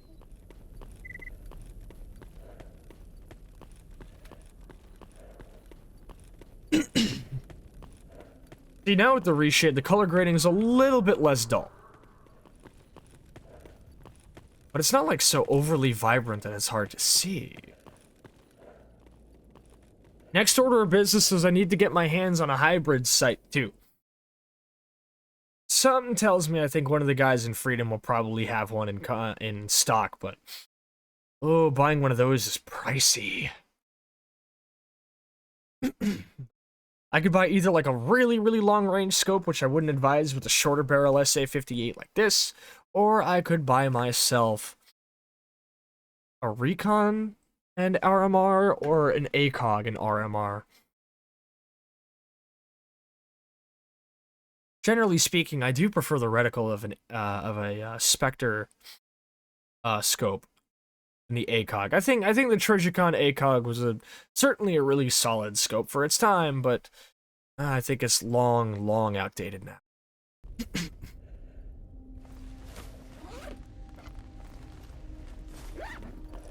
Let's roll. It's a shitty, foggy day and nothing's happening in the army warehouses. As we just usually have going on, huh? What do we need? Sit as a shipment. Date snipe! How the fuck are you doing out here tonight, homie? It's good to see you.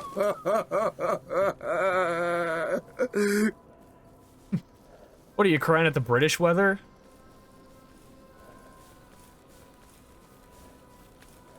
Oh, this dude got whacked. The vibes are good tonight. They are.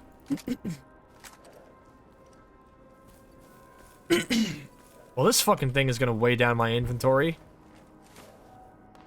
I forgot to load the magazines also.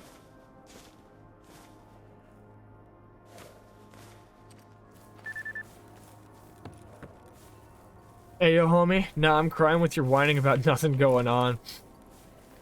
Well, I mean, it is the army warehouse. Is that Skinny Pete? Yo, Vex, what the fuck is up? Shout out Hexatious Vex. Everybody go check out our good friend, the Gremlin Hexatious Vex. How are you doing tonight, homie? How is work? What you been up to?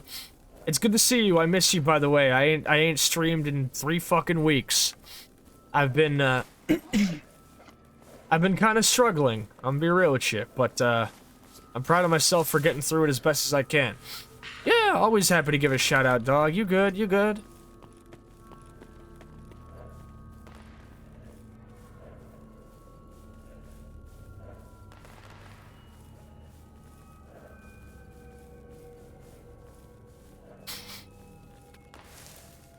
We're all struggling to join the club. We got hot tea and Oreos.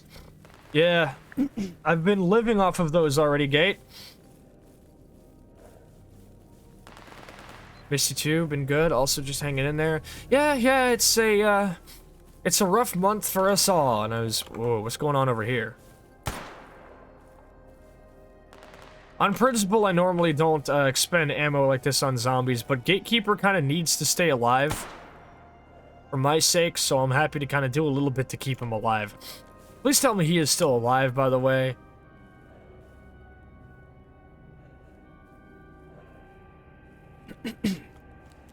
Yeah, Oreos has a fucking hot chocolate flavor.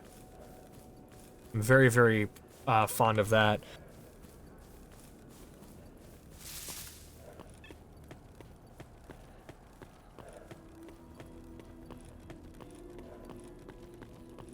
Hold up, I'm not gonna BM you. Mint Oreos are good.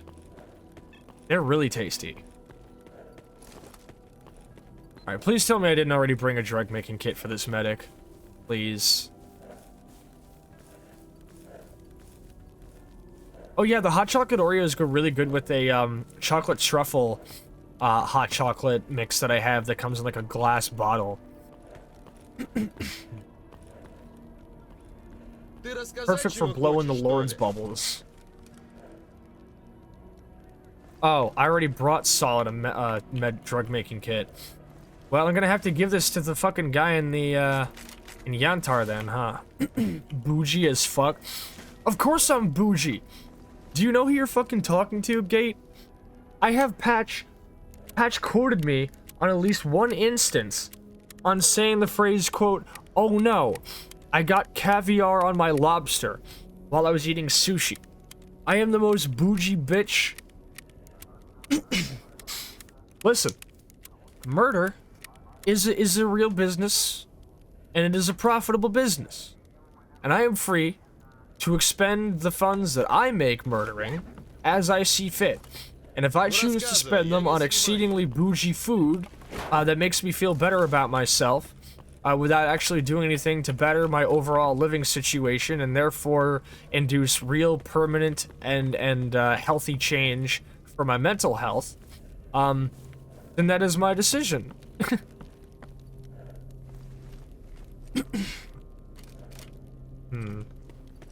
I can't carry a whole lot like this, huh? I'm gonna have to bring this on down to Sid. Oh. That's getting clipped. No! Please! Please don't clip that. No, I'm kidding. Clip that shit.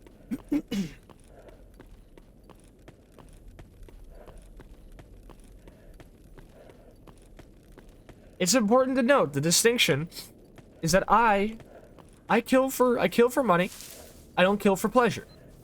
I'm not some like wacko who like, you know, starts laughing maniacally like some kind of whack ass yandere character when I kill people. I don't cover myself in blood and start giggling. I'm not calling people darling and killing people around them, and I'm sure as shit not like reveling in cruelty. If I gotta kill you, then I gotta kill you. It's just business, dog. Like, it's the money. Like, I'm sorry, I gotta put my food on the table. If any of y'all have, like, skill sets that allow you to get by without, you know, needing to put people underground, I'm happy for you. I'm proud of you, even. But, you know, out here in the zone, things are a little bit tough. Money's a little bit tight, you know what I'm saying? We don't really have that ability. I can't just, like, go into a 9-to-5 factory job out here, dog. I got talent.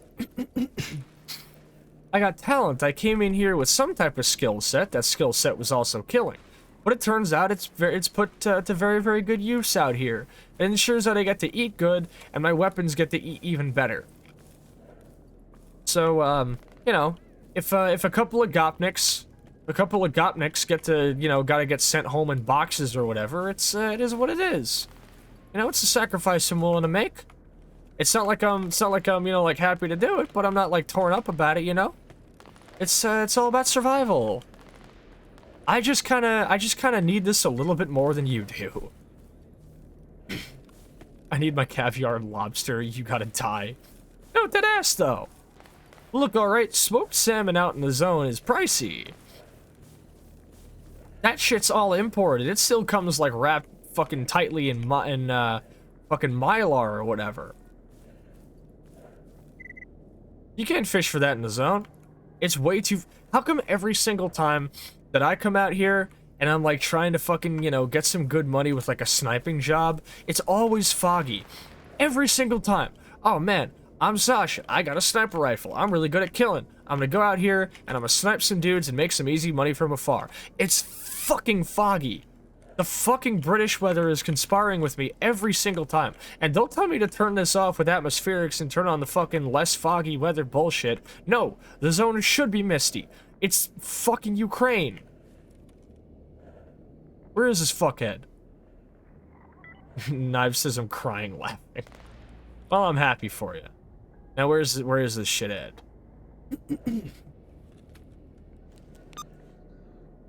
Oh, he's not in that building. He's to the right of it.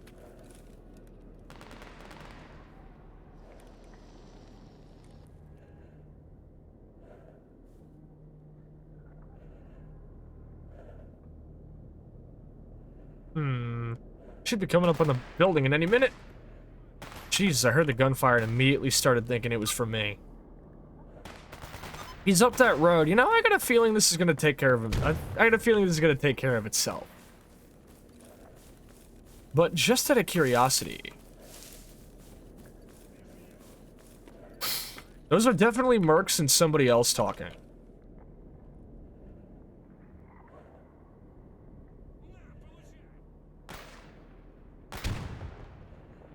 These guys are definitely killing the fuck out of each other.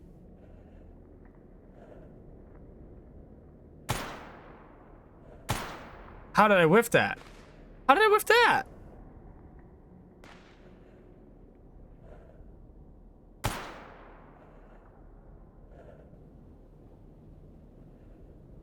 And why is that guy glitching?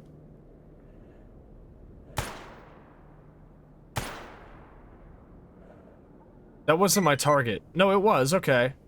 That looks like a dutier, but he's just glitched.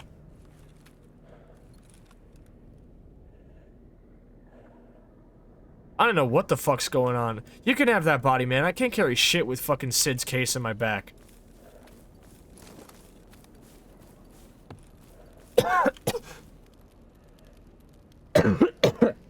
Fuck. Hold up.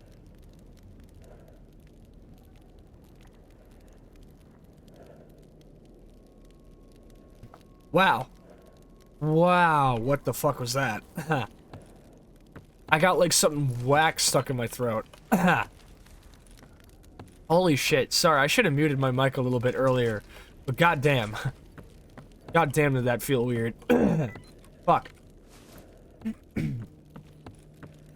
This just in. Sascha dies on stream. Real.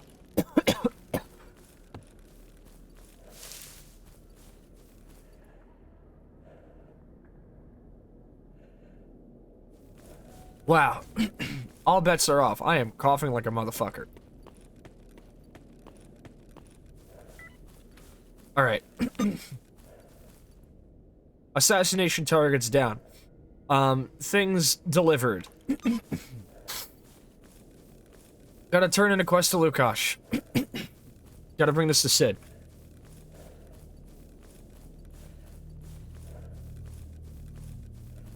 Wow. I gotta drink some water after that.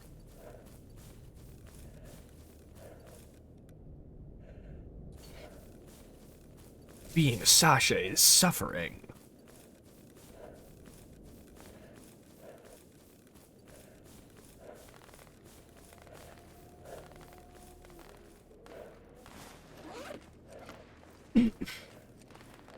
I am so sick of this radiation.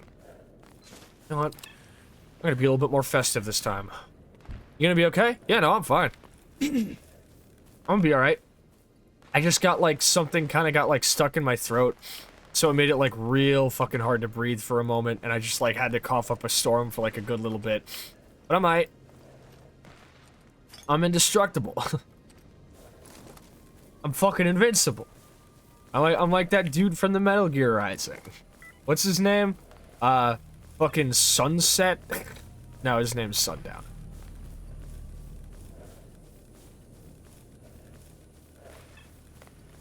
The guy who said something about the good old days after 9/11.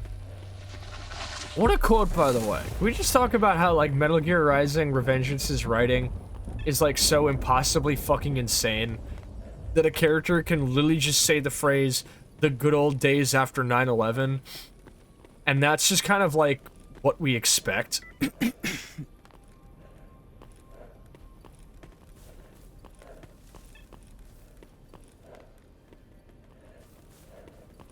Ah.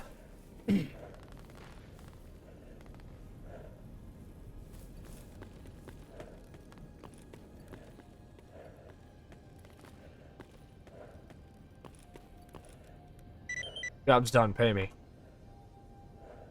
I'm not going to Le Mans to kill anybody for you. I will happily pick a fight with the military, though. В общем, выкладывай. In Minecraft. Don't get no ideas. Date Synopsis is a highly satirical script on politicians benefiting from the scare tactics of imposing fears upon citizens through terrorism and that their actions is for their benefit. Oh, it's absolutely fitting. It's just... the wording of it is really funny to me.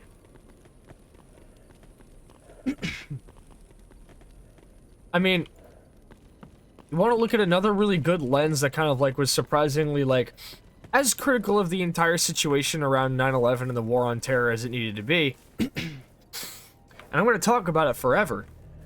But when Serge Tankian made a whole paper called Understanding Oil right after 9/11 happened, where he talked about this is honestly like how I feel about current events, actually, is I have my feelings about current events mirror this pretty closely.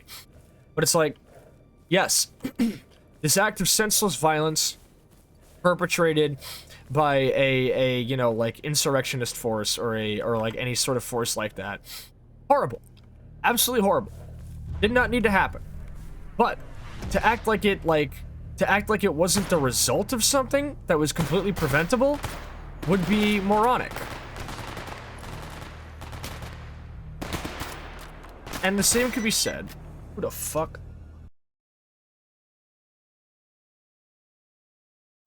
God damn it. Sorry, didn't mean for my text tone to go off on stream. But it's a similar situation because the big problem I always have with like moral discussions around things like the war on terror and any type of what's the word? Adjacent topic is moral whataboutism. Because I was talking about this with my homie Rocco last night. And it's the problem that, like, I'm sure all of you have seen this plenty. But when discussion about what is being done to the people of Palestine, constantly, like, as in almost every goddamn time, keeps getting derailed. Because you'll say, hey, this many people were killed today. They were innocent women, children, men, etc. All civilians. This needs to stop. And you always get that one motherfucker who comes up and he says, yeah, but what about Hamas? Like, what about Hamas? They're a direct effect of an apartheid state. Israel made peaceful, you know, like revolution impossible, so they made a violent one inevitable.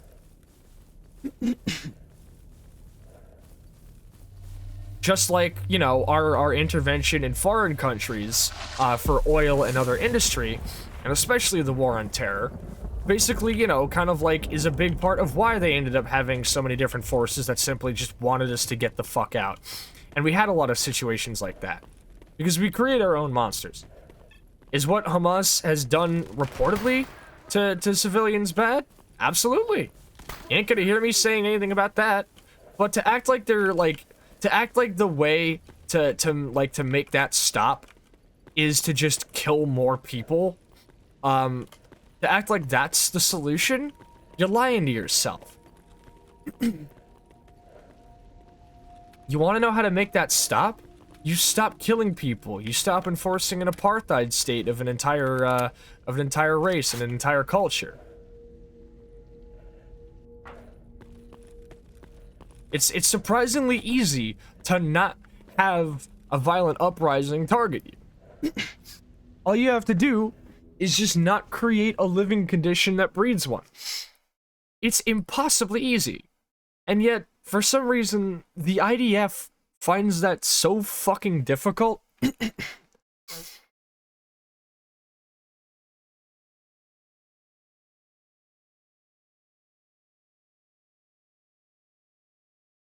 They act like they haven't been trying to do this for 7+ decades. Abso-fucking-lutely. I remember reading about Gaza when I was in, like, 3rd grade. In a fucking magazine. You know? And I was like, I reached the peak of my tolerance to this type of fucking, moral whataboutism back in 2020.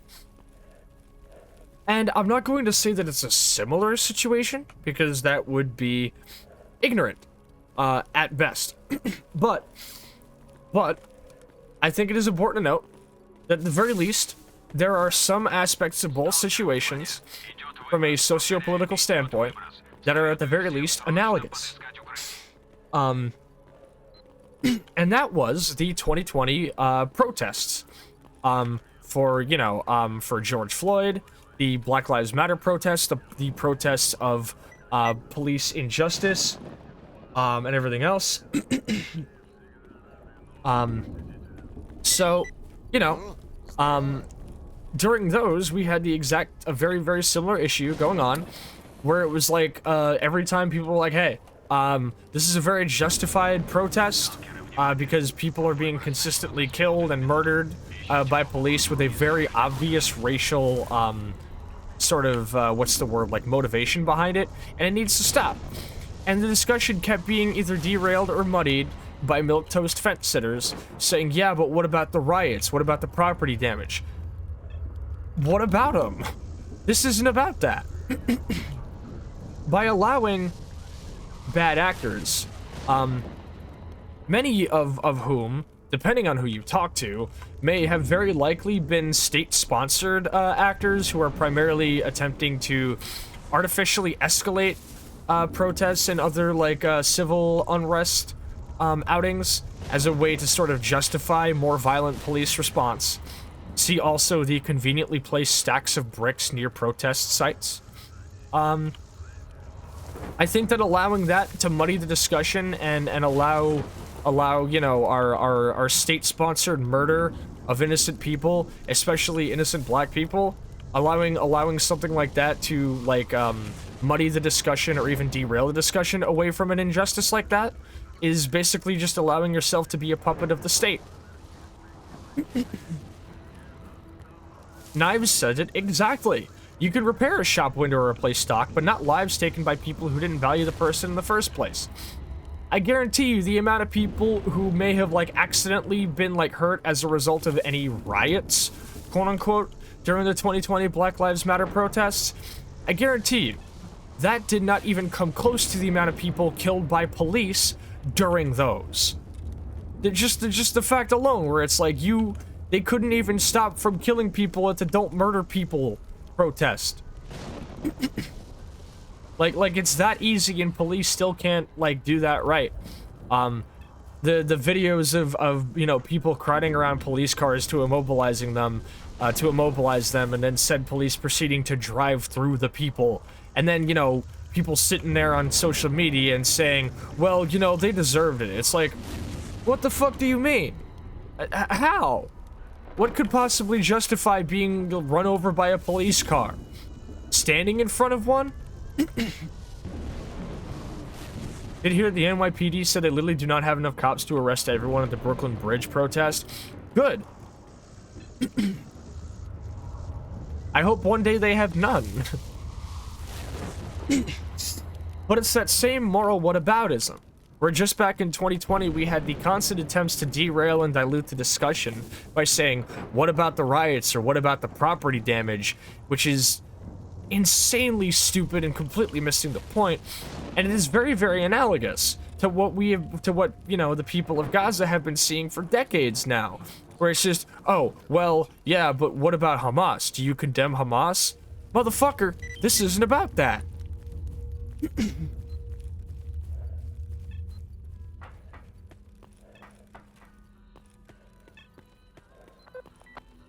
Like, imagine the fucking war in Afghanistan.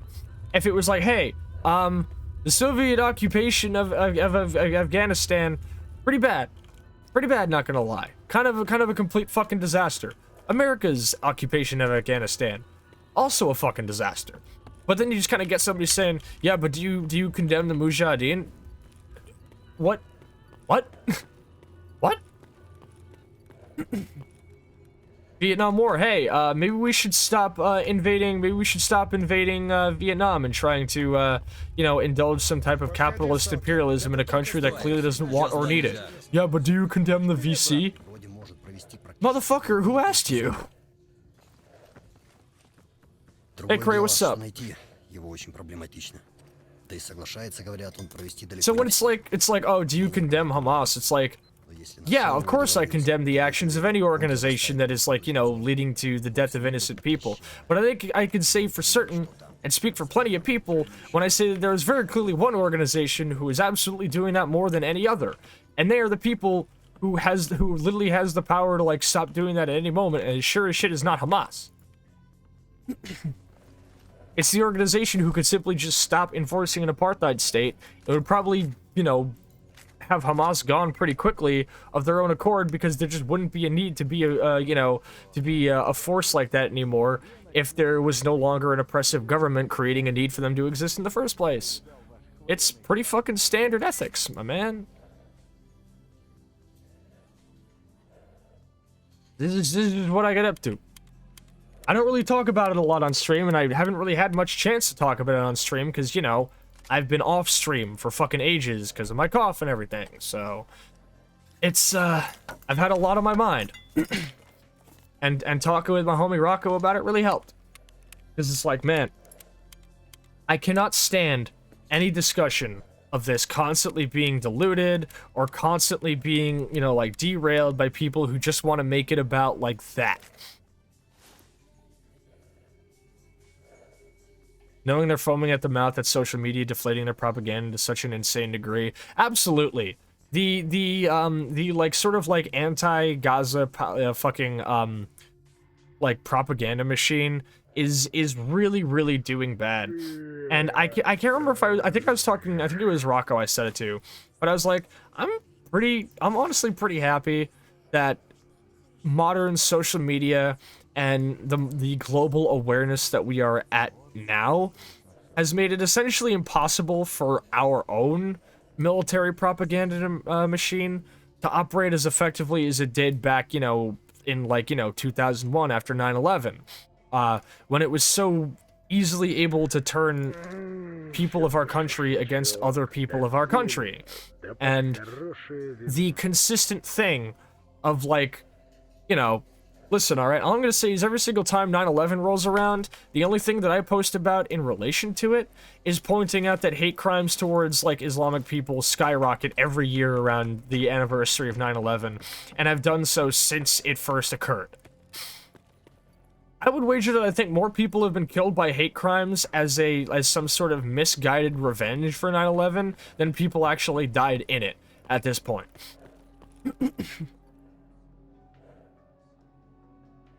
They talk about how bad Hamas is and supports a country that is doing something called mowing the lawn.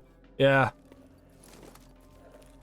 So the fact that nowadays our global awareness is at a point where America being able to do something like that is surprisingly fucking impossible. Is the discussion still being muddied by moral whataboutism that has from people who have absolutely zero stake in the overall situation anyway? People who, generally speaking, I think 90% of the people who always deflect a discussion about, you know, the liberation of Gaza with a consistent, do you condemn Hamas or whatever, I guarantee those people do not give a shit about anybody over there. Those people don't care about the people they dick ride for, and they don't care about the people who are actually being actively genocided. They don't care. They just want to have a reason to be contrarian, or a reason to just kind of, like, stir the fucking pot with other people. They hate the idea that anybody is passionate about any type of rights or civil movement, and they want to feel superior by just constantly sticking, you know, fucking just being a stick in the mud with that. Stick in the mud maybe isn't the best term, but I can't really think of a better term for a person who just enters into a very, very just discussion about people's rights being violated on a literal, like, national scale like that. And basically just kind of, again, it's an apartheid state. It is quite literally that. And then just attempting to completely dilute or distract the discussion, not because they have any real stake in the matter, but just because, I don't know, I think some people just really think it's like, some people just think it's funny. And those motherfuckers are not the types of people that anybody really should be around.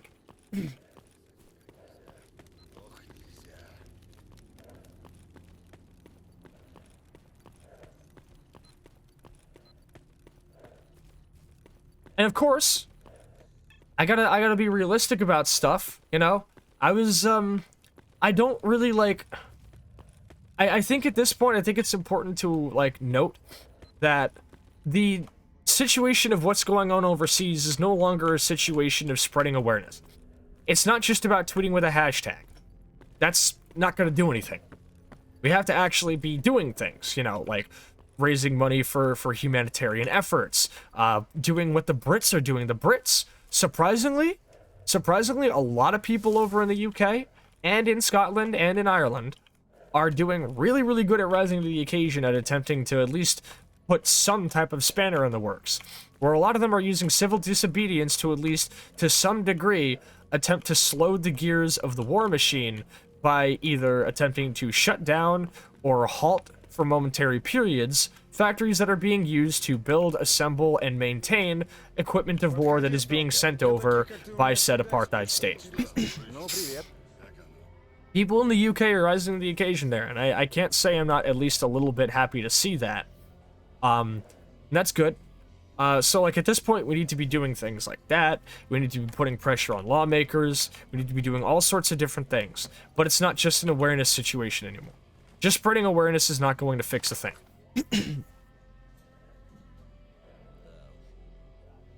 God. Что-то не верится. I'm passionate about this kind of shit. Okay, I have this much sewing needles. Maybe I can make myself some more backpacks if I buy some more cloth off my boy over there. Let's see.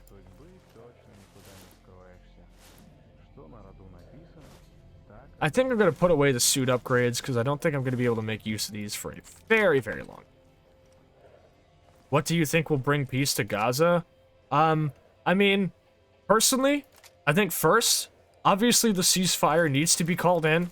That is the most important first step. I don't think I am equipped to be able to solve a very complex situation, especially one that, you know, is basically one that I'm entirely culturally removed from. But I think the first step should just be to stop fucking killing Palestinians and to stop oppressing them. I think that said colonist apartheid force needs to leave. Alright. We need to see about a suit upgrade kit. Heavy armor repair kit that's going to cost at least half of what I'm currently making. It comes with some upgrades. Let me see if the upgrades that I can currently make use of here are even the ones that would help. And then I got to see about making myself a new backpack.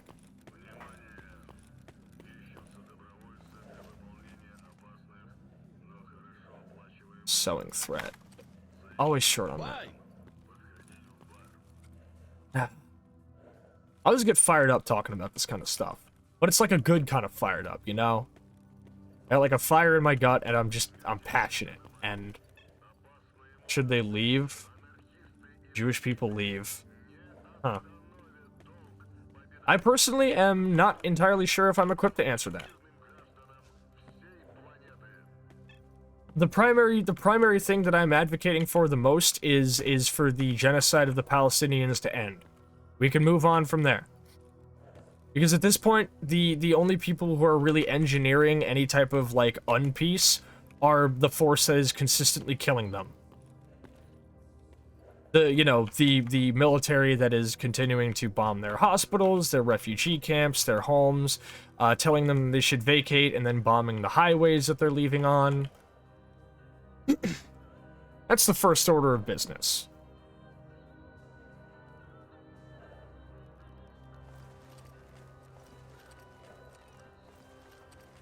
Oh, I forgot to bring the upgrades. Fucking hell. Come on, stand over here. Very good. Now, you two. I was gonna make my guys, like, stand just close enough. Who's carrying the cloth?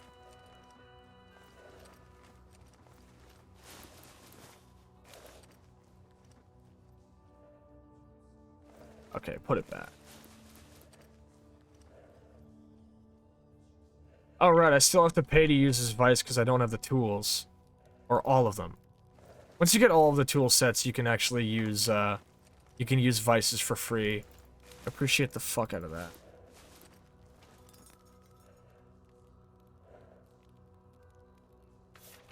Equipment.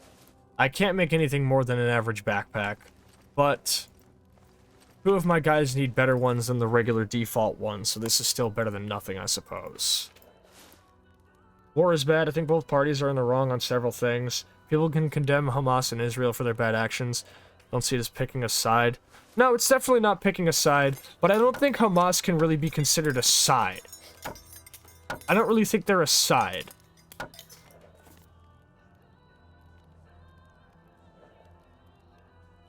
Or even like a full-on party.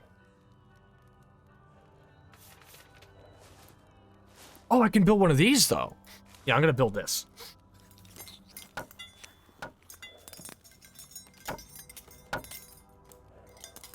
When did I get the fucking recipe for that?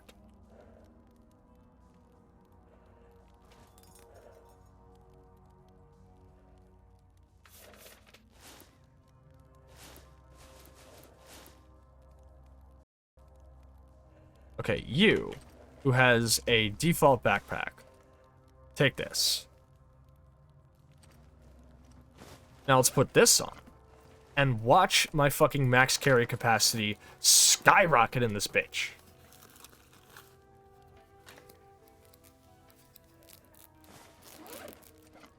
Look at that, 80. You can stop carrying a hunter's kit and get yourself a real fucking backpack. And I'm gonna disassemble this one, because I don't need it no more.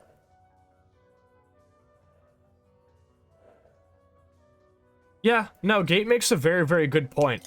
I think that boiling it down to, quote, Hamas versus Israel, I think is a very reductionist approach.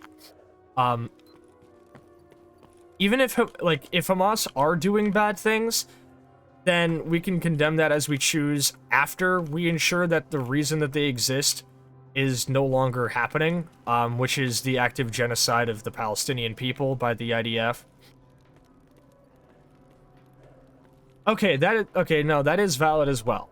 Because you're not saying that it's picking a side, picking the side of the IDF to condemn what Hamas does that's bad. I still think killing. Because here's the thing, the other problem is that it is important to note that the IDF and the pro Israel state propaganda machine is doing a lot of lying. One of the more recent cases we're seeing right now is that actually, for example, the BBC mistranslated a refugee. Or not, I'm not sure if she was a refugee, but she was definitely somebody in Gaza. And they mistranslated her, quoting her as saying that only Hamas was kind to her and other people with her, when she never said anything like that. Active attempts to lie and mistranslate and misrepresent a person's speech, especially misrepresenting her as saying what they misrepresented her as saying, is extremely fucking dangerous. And I think that's extremely, yeah, truth is the first casualty of war. And I think that that was a big fucking casualty. And especially when it comes to people, you know, basically talking about how many of the, supposed original, accusations being made by the IDF that were essentially being framed as, oh yeah, here's what Hamas did, so this means we get to blow up another hospital. Most of them being disproved. I'm not saying that Hamas is innocent, and I'm not saying that they are, you know, needing to be, condemned, but I'm just saying that I think, in terms of the overall situation in Gaza, I think there are much, much bigger fish to fry. And those fish are blowing up hospitals saying that Hamas is in them.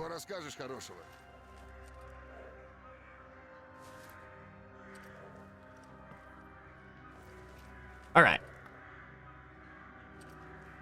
Well, I made myself a new backpack. That's good for my carry capacity.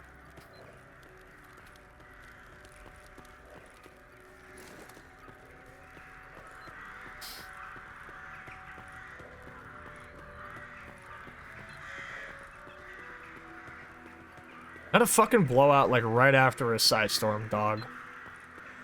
Can I do with, maybe, one less? Just one less, man.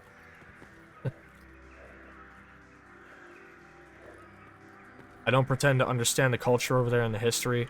Yeah, honestly, I think that's an important distinction to make about the self, especially when discussing something like that. It's a distinction that I try my best to make clear as much as I can, where it's like, obviously what I'm saying is from a Western lens, and I'm primarily, you know, like, informed by, like, you know, what my social media channels and the information that is conveyed to me allows me to be informed on. And sometimes it can be a little bit difficult because of, you know, especially how do I put this? Extremely hell-bent Twitter is on ensuring that people are not well educated on this, especially because Elon Musk made it very clear where he stands on this when he stated that, quote, saying the phrase from the river to the sea and also being in, support of Palestinian freedom is, quote, like a genocidal statement, which is like, all right, my man, all right. Like, I know that with you and your dad's, you know, emerald business or whatever, you're probably already fairly biased in the favor of apartheid states, but you don't have to make it that obvious. You really don't, my man, especially when you're running a whole fucking social media website that you claim is all about freedom of speech and making sure that you're about freedom of speech, but also making sure that misinformation doesn't get out, but you don't actively flag, like, real misinformation, and when you misinform people and you get called out for it by your own community note system, you get mad about it. Appreciate you talking about this. We have to. Like I said, it's no longer an awareness issue anymore. We have to actively be doing things. And I don't really, like, tend to tweet too much about it, like, of my own accord, because I don't think I can add anything necessary to the discussion that hasn't already been said. But, what I can do is I can at very least, you know, like, you know, amplify people's voices. I could retweet and share posts that are pointing out the fact that the BBC is mistranslating a woman and claiming that she's glorifying Hamas or whatever the fuck. I can, at the very least, signal boost things that are needing to be signal boosted. Everybody knows about what's going on in Gaza now. We have to know more about the very specific details of what's happening. We need to know exactly what is being done to people and why it's being done to them. We're in the phase of learn how the machine works so we can dismantle it.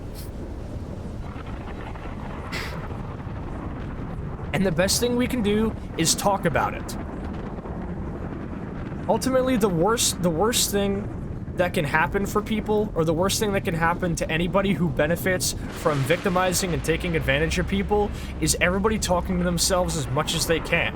Whether it's in friend groups that have manipulators present, whether it's in workplaces with terrible fucking, you know, management, or just generally speaking any type of business practices that heavily focus on customer purchases and overall profit over the well-being of the workers.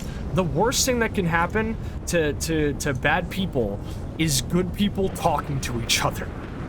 And we all gotta talk. We all gotta fucking talk.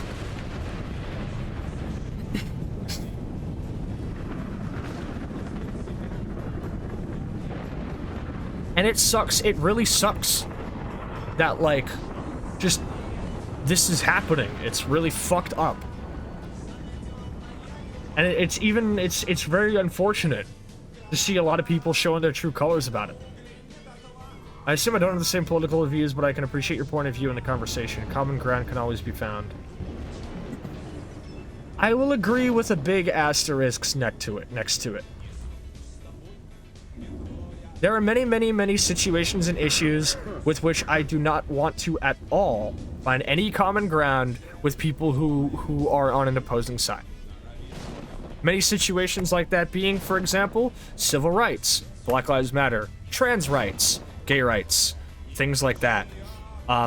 If somebody opposes me, I do not care what they say. I don't want common ground with, here's how I'll put it. I agree with you somewhat to an asterisk that conversation is extremely important, but nobody should ever feel like they have to find common ground with an oppressor.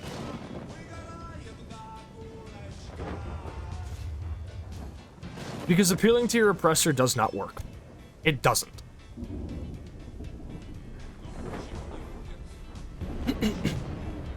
Yeah, there you go. Alright, here are the tools I'm going to be using to deal with the military later. I'll deal with that later. I should cook some of this meat. I don't have a stove for cooking them, actually, and a lot of it can't really be cooked by hand. Maybe I should spend a little bit of money on a stove. I think that would be a good expenditure of money to get my hands on something to really cook a lot of this meat. He's not selling one, though. That's unfortunate. He is selling Nemirov. And as long as I'm going to continue maining my AK, I do need to keep my hands on plenty of Nemirov. Tioma loyal. Let's test how loyal you really are. You're our demolitions man.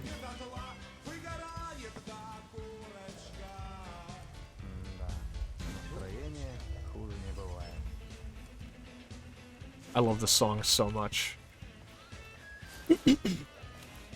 I was going up to my homie Biddles recently and telling her about Volgograd. Basically gave her a whole rundown on the cultural sort of like origins of Blatniak and all that kind of shit.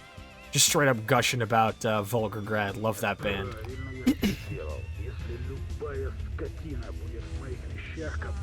Slavic cultural music, especially, continues to be extremely interesting to me. And it doesn't even have to be the stereotypical Blatniak or hard bass or anything like that. There's a particular Ukrainian reggae group called Pyatnitsa that I'm very, very fond of, for example. I love a lot of the Russian or Slavic and Ukrainian or any other sort of Slavic group. Slavic nations, music scenes. I love a lot of Slavic and Eastern European death metal, a lot of its harder EDM side. Some of my favorite drum and bass producers come from many different Slavic locations, and ambient music as well. I think that every genre has a regional sound, and I very much love getting to hear that. I love the Stalker music that plays at some of the basses. King of the Bongo, King of the Bongo. Yeah.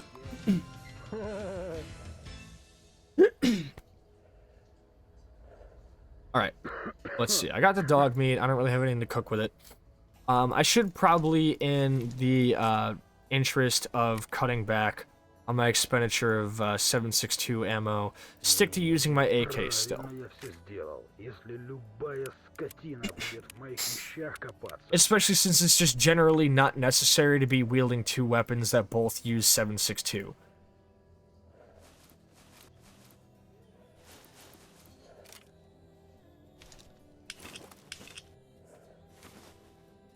Oh, wait, I need that scope back. Here we go. I'm pulling out my old AK again.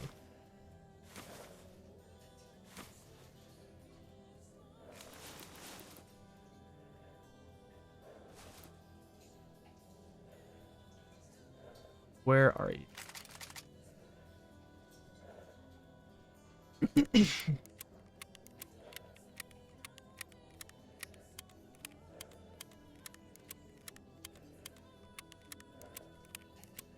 My shift tomorrow is not super early, and it's not going to go on for very long.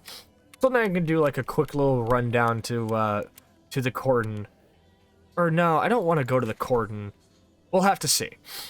I think we'll go to the Dark Valley, and then we'll go to the Dark Valley and do some work there. After that, we'll probably either end in the cordon or in the garbage. We're definitely not going to need a whole lot of 7.62 ammo, I can bet on that. Alright, let's load up.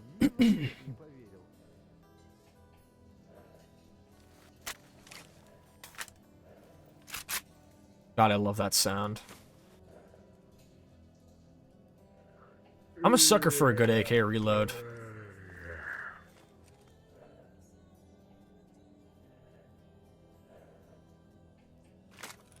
Okay, P7 scope, my beloved.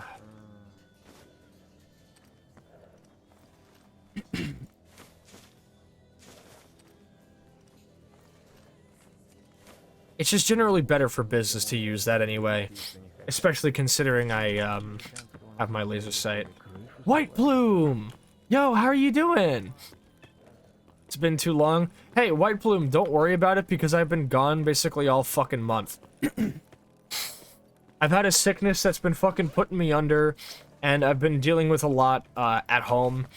So I haven't really been, like, streaming that much this month. So you don't have to worry about it. You didn't exactly miss, like, a whole lot. Sasha, guess what? You equals cute. Oh, thank you, Yellow. Likewise. That way I haven't seen you around. Yeah, I was basically only streaming once a week for most of the month. You know, just Stalker Tuesdays, essentially. And then for, like, a good, like, 3 weeks, I basically wasn't streaming at all. Because I have been dealing with, like, a weird, like, cough and sickness and everything, and it's been rough. That combined with a little car trouble, hours at work getting cut, things getting a little bit rough. And also, you know, like, me entering a relationship with my current partner, so I don't really have as much time to do stuff as I might have. I might end up overhauling my weekly schedule, might see about doing things a little bit earlier in the evening. We will have to see. I definitely am not sure if I can continue doing streams late at night. I think I would prefer to get them done earlier in the afternoon if I can, but I guess it all depends on my work shift after all, but it is what it is.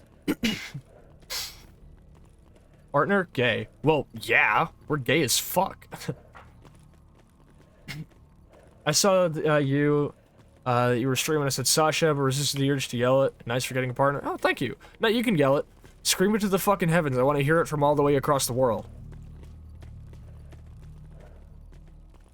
Sasha started a relationship. That's huge, and congrats. Thank you. It was mid-October we started.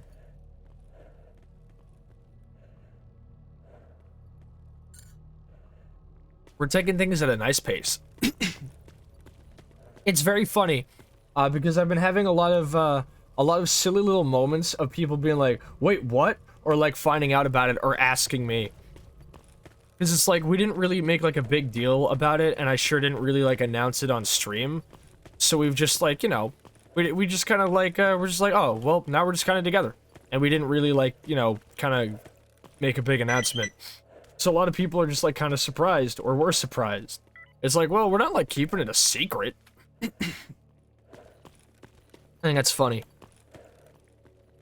White Plume says, no, I live with people. Nah, that's fair, dog. Don't worry about it.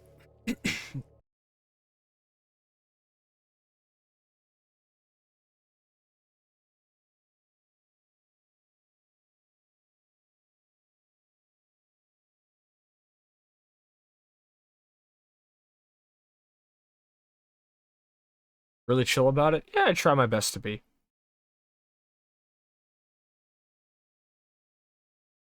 I love them tons, and they make me smile lots. And, that's how it is. For me, you don't have to keep it a secret. I've literally been friends with two folks who started dating for over a month and didn't realize it until they posted something super obvious. I'm that thick. A couple of people were like suspecting it based on how my disposition changed when I was around said person. So it was just like, But like with other people, it was just, huh? Hold up, get down.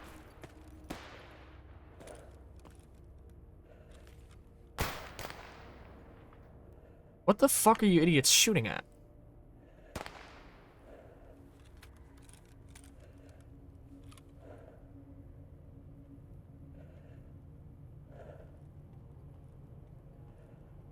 Looks fine.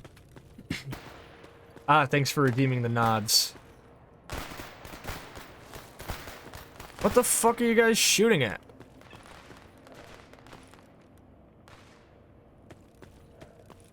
I'll never understand. Anyway, I have a target. Yeah, what happened to that one guy I was supposed to kill, huh? Where'd he go? Oh, he's out in the cordon now. Makes it a little bit easier to get to him. Kept my relationship a secret for about 2 years before becoming fully comfortable with my sexuality. I was out, but I wasn't comfortable, if you understand what I'm trying to say. No, I totally get what you mean. Whether it's societal norms, or sometimes even laws, or, like, you know, family and other people making it very difficult, I'd super understand. Finding every gay instinct to be like, OMG, how did it happen? I want to hear everything. I get you. Alright. Here's the tricky part. The fog always seems to come in whenever I'm trying to deal with an assassination mission, There's a guy out in the Dark Valley. I need to drop him. I have no fucking clue how to do so. I'm hoping to God that the fog doesn't persist this bad, but hopefully if I get out there, I should, at the very least, be able to just clear him out. I also just don't like how this armor looks. Привет, брат. Small town with lots of farmers. Oh, yeah, that'll do it.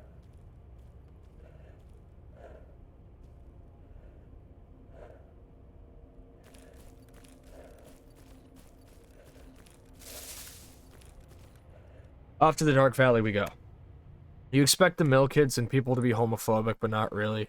Well, that's good that they don't meet that expectation, at least. Small town 10 minutes away from the military base. Ah, yeah. I live 10 minutes from one, too.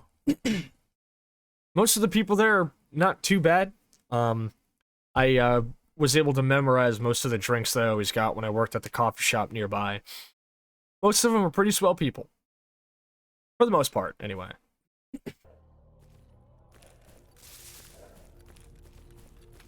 Well, it's a little bit nicer and sunnier, but yeah, we're still looking at a lot of fog.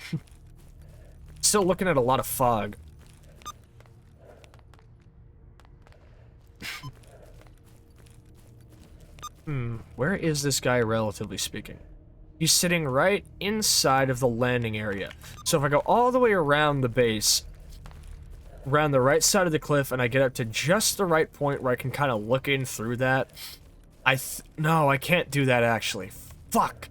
This is gonna be a very, very, very difficult assassination. Ah, Nix, thank you for the canteen sip.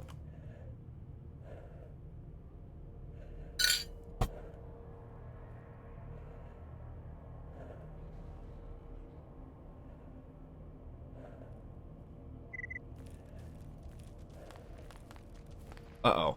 I hope that's just boars that spotted me. I really don't want to get spotted by bandits already. Ah, bitch!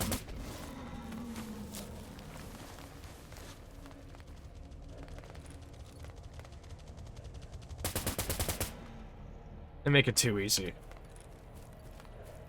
See, now I'm not fucking shooting money every time I click, because I literally trade this shit for vodka.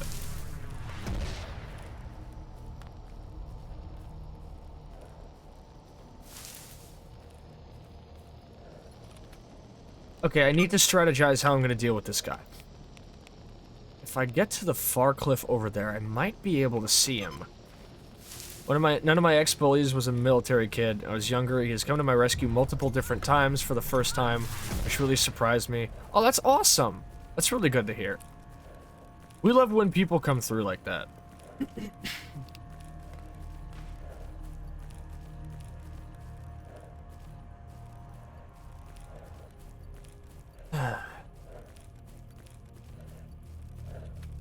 Okay, so remember, I'm not trying to lay siege to the whole fucking base like last time. I just want to get rid of one specific guy. Yeah, I think I can work with this. If there's a guy in a guard tower, I might have to drop him pretty quickly, though. Is that what I think that is?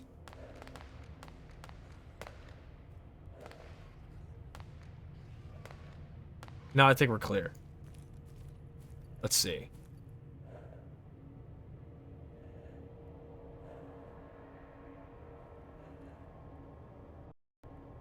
That was weird. I might have to turn the reshade off for a little bit in this area, at least. Sascha really jumped on a barrel and threw at Goose Howard Predictable. Huh?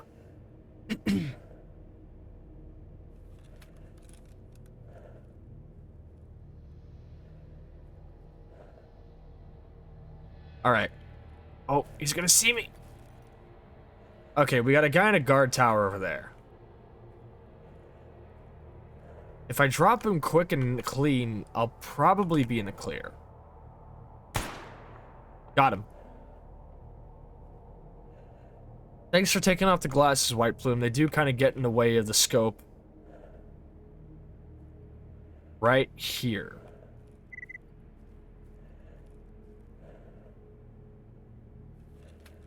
Squad just heard sniper fire in the Dark Valley, huh? That's crazy. I wonder where that came from. Right over there in that yard. Oh, no, you don't see me. He's looking at me. Did they send a new guy up in the guard tower already? Oh, there's a guy over there. I whiffed, but it doesn't matter. Alright, we're clear. No, we're not, because something else is spotting me. Oh, it's that guy over there. He doesn't see me yet, though. Fuck. Clear. Alright, now we're good.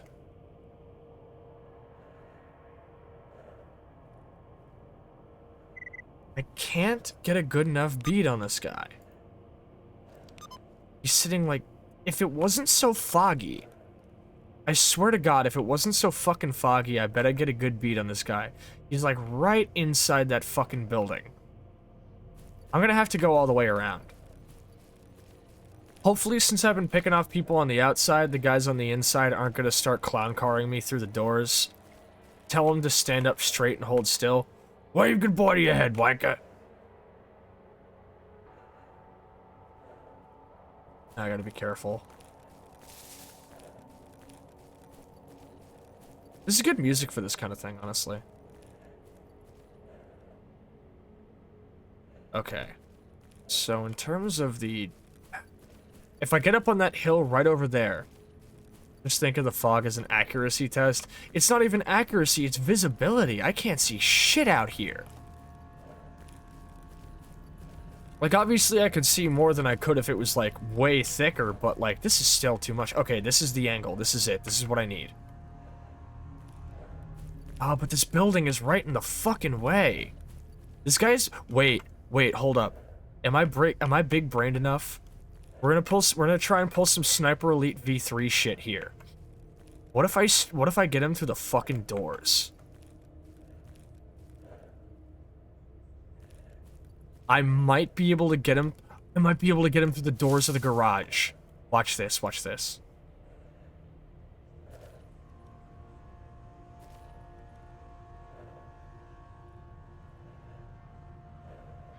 Motherfucker. Can't get eyes on him. Where is he?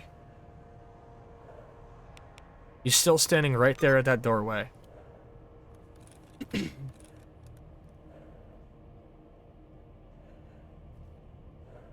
The static from the radiation's making it... I see him. I see him right there. I see your legs, you motherfucker. Watch this. Watch me go right through the tree. Through the garage door and the tree. You see his head right there? Watch this. Boom! Yeah! Dude, that was fucking amazing! Oh my god.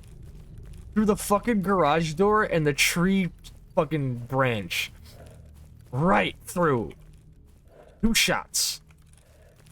God, that was good. God, I am fucking killing it. Only problem is they're coming for me.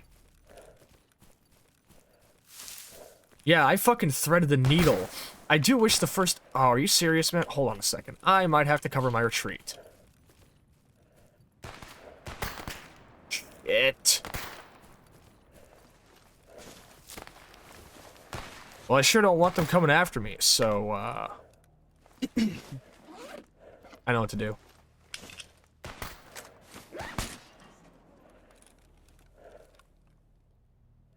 What do you think you're doing?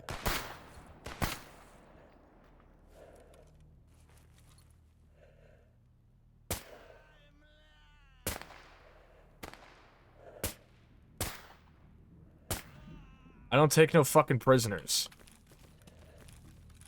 I don't want to see nobody fucking following me, alright? I know I'm kind of just, like, letting a bunch of loot go here, but I really don't want to raid the base again, especially since I already did that the last time I streamed this 3 weeks ago. I think I'm good. I think I'm fine, you know? Okay, that is weird. My frames drop significantly when I'm looking at the bandit base. Because watch, I turn on the reshade or I turn it off, and my frames get really bad. But then I look away and I'm fine. But when I'm actually looking at it, my frames are dropping a little bit. But what could be going on in there that's so bad that it's doing that? Can't track you if they're all dead. Yeah. God. See, that's what I love about using the sniper rifles, especially with with a lot of the ballistic overhauls, like boomsticks and sharpsticks and G-boobs and everything, is being able to whip out these insane shots. Like, who remembers earlier this year when I got an insane shot back in fucking Yanov of, where I fucking got into Zulu's tower right in the center of the, Yanov map, and I killed a guy in the cement, like, on top of the cement factory on, like, the top left corner of the map. That shit was great. Secret bandit technique, frame drop. Yeah, see? They're thieves, so they steal your fucking, they steal your frames. Anyway, I want to get a good screenshot here, because this looks fire. Let me get a look at this real quick.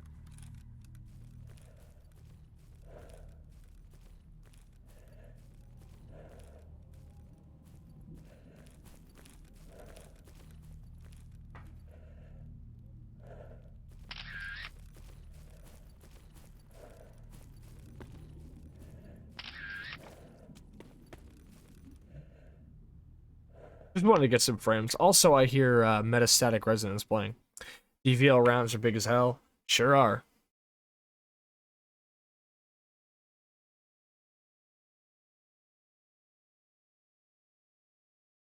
Nap. That's going in my beautiful scenes and vistas compilation.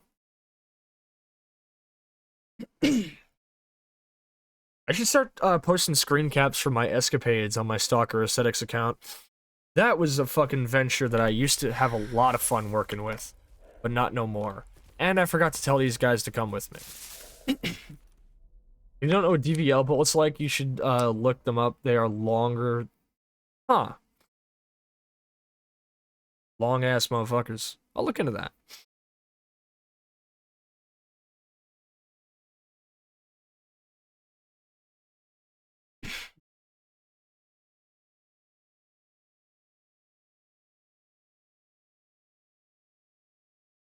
Oh wait, there was another thing I was supposed to be doing here.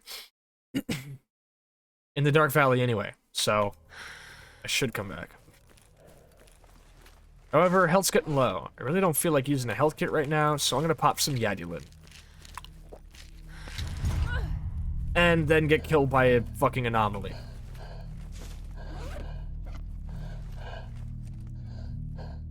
Alright, it's can of beans time. Please don't cause me to be thirsty.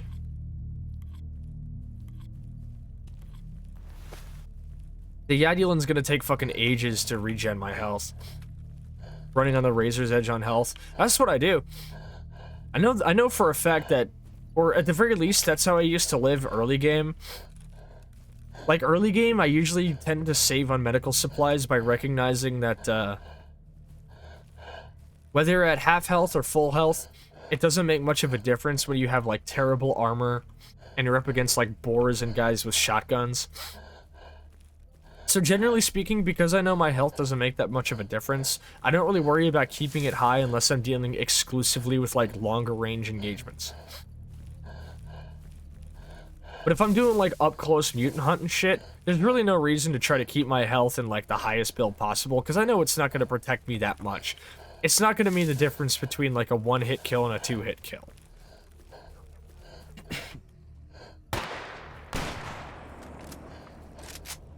I hear zombies. Well, some problems take care of themselves, I suppose.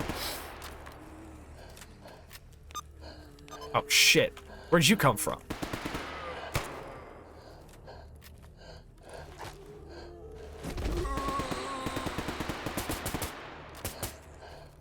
Getting fucking blinded.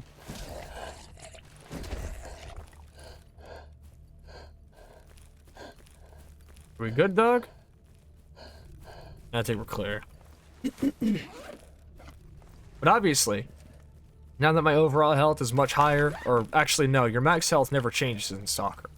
But my armor is much better, like, quality, so it's probably a little bit more important. Railway spikes, the 14.9 SOP rifle. Ooh. I can't deny that does sound very, very cool.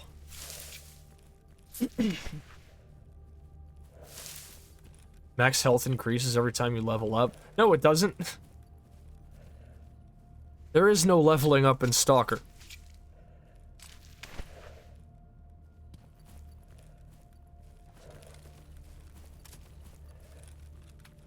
Oh, my boys are getting up in arms again, huh?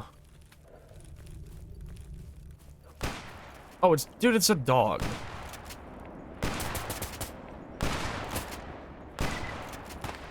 See, normally dogs are pretty hard to see in grass, but like the Screen Space Shaders Grass Edition makes it so that dogs, like, you know, obviously, like, move the grass around them when they run through it, which is very, very nice. Alright, we've business on the other side of this area. There's What the documents dog that doing? Barkeep needs. Played the mod that turns Stalker into turn-based combat. Okay, Kim Tustis, like, I am not even joking when I say that it actually sounds like something I would try playing at one point.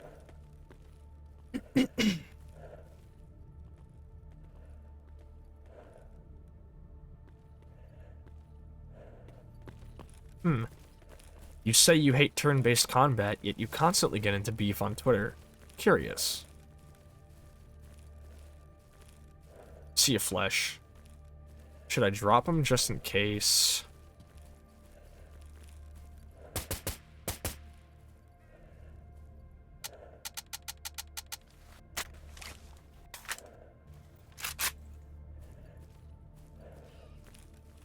Do I hear another one?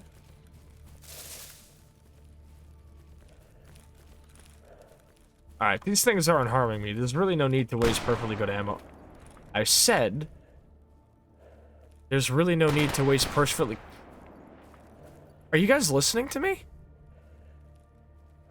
It's hard to find good help these days.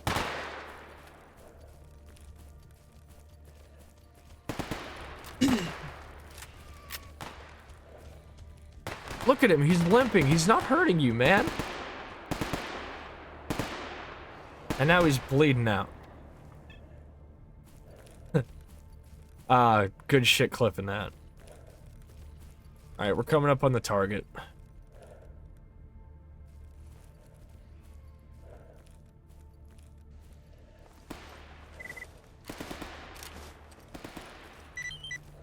Documents for Barkeep.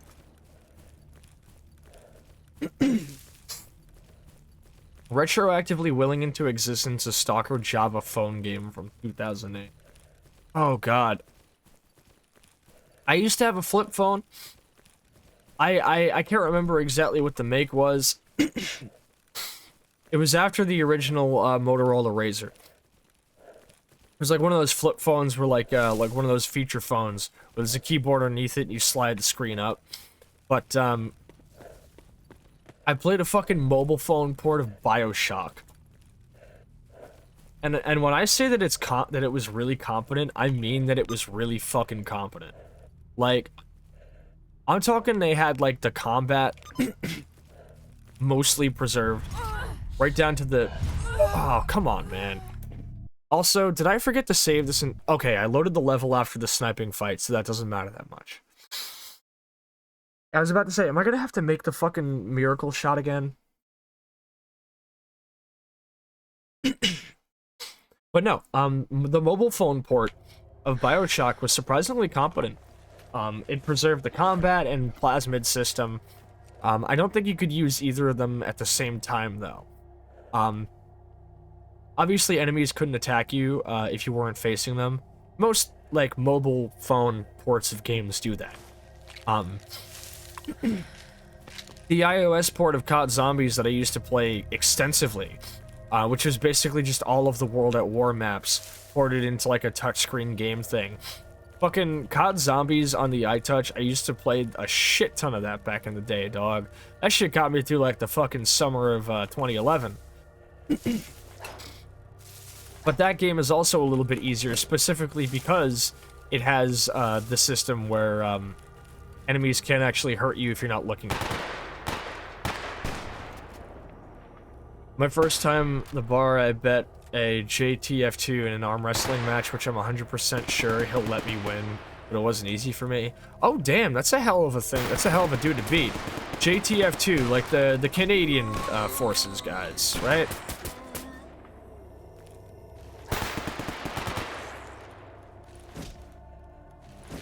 I don't know. You might have even been lying, because I don't even know if they're supposed to tell people that they're a part of that, are they? So I think he'd let me win. Yeah. Alexa, roll that one scene from Black Lagoon where Garcia is talking about how he used to always beat Roberta in fucking arm wrestling until she just like until she fucking beat his ass and he learned that she was letting him win every single time.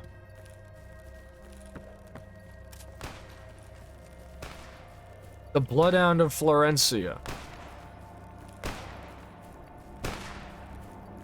Is bro good?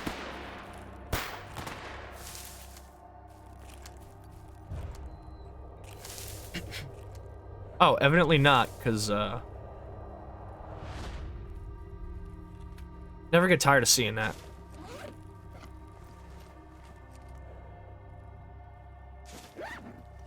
Oh, I'm hungry, alright.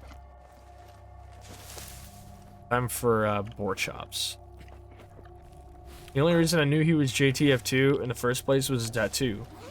Ah, interesting.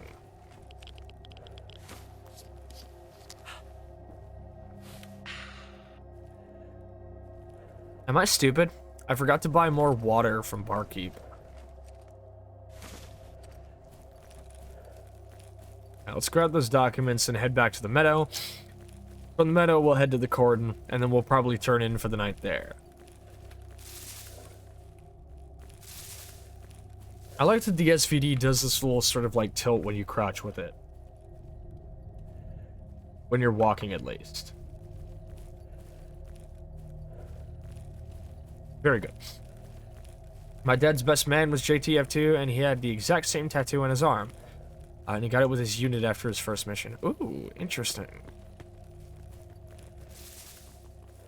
See, as a Slavic-blooded American, I can't say I actually really know much about this, and I didn't even know what JTF2, about JTF2 even being a thing until I played Rainbow Six Siege. Because, I'll admit, I used to play a lot of Buck and Frost back in the day. Back when I enjoyed playing Siege. I used to play a lot of different competitive FPS games. I got better. I used to play Siege, CSGO, Overwatch. And, now I don't. Because, playing competitive multiplayer games just isn't fun for me.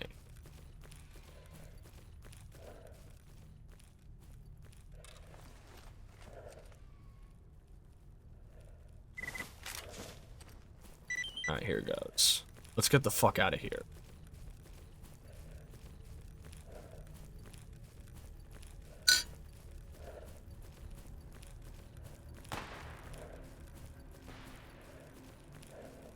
When I asked about the tat, he said he just got out that year. Don't know if he was telling the truth about it, but I don't care. That's fair.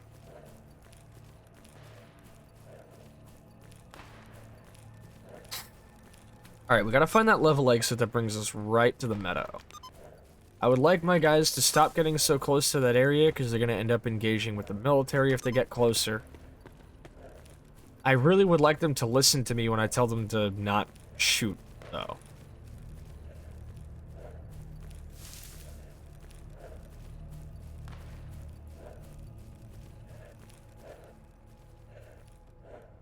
See, I have the fire at will thing turned off, but they're still fighting. In fact, they're still advancing, too, when I tell them to follow me. Feels like companion AI is actually worse in the newer versions of Anomaly.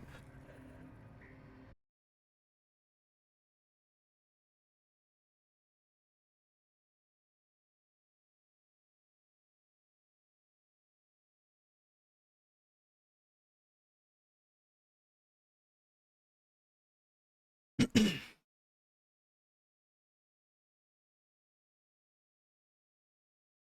hate going to the fucking meadow.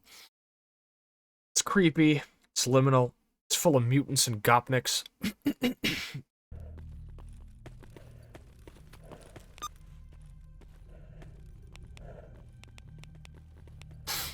After that, my target will be hanging around right over there, and I'll come out in perfect range and line of sight to get him.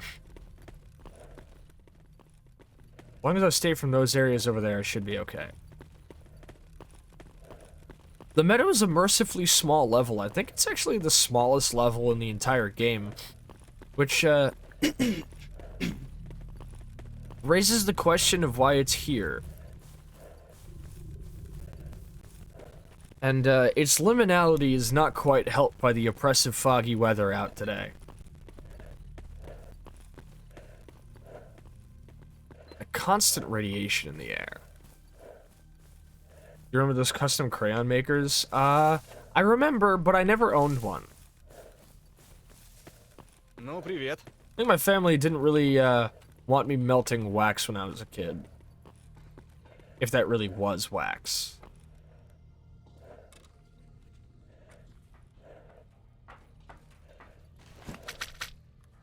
Ants.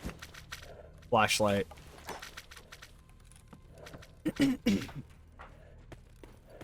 Soyster bar down in Florida that Marine love to go to. What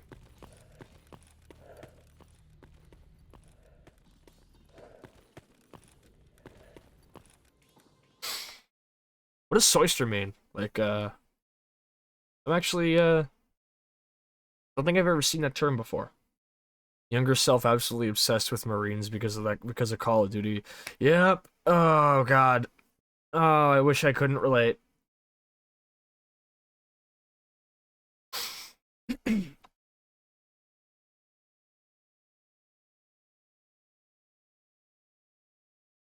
How I wish I couldn't relate. Alright. Friends, stay put. Are y'all ready for me to make another ludicrous fucking shot? So, there's a house right out there. You see it? He's in there. Wait. What spotted me? What spotted me? What the fuck? It must be a mutant or something.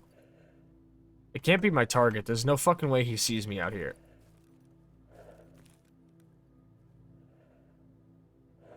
He's right in the back of that building. Wait, no, he's not in that building. He's in the neighboring one. Oh. If I get up on the nearby hill, I might be able to get a good vantage point.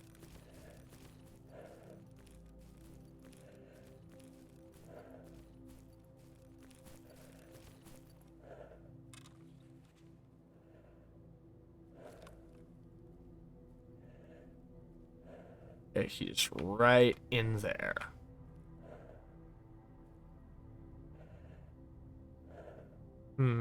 Wait.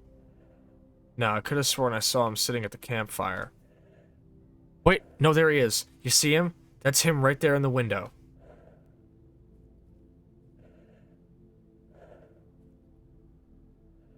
See you. Zap.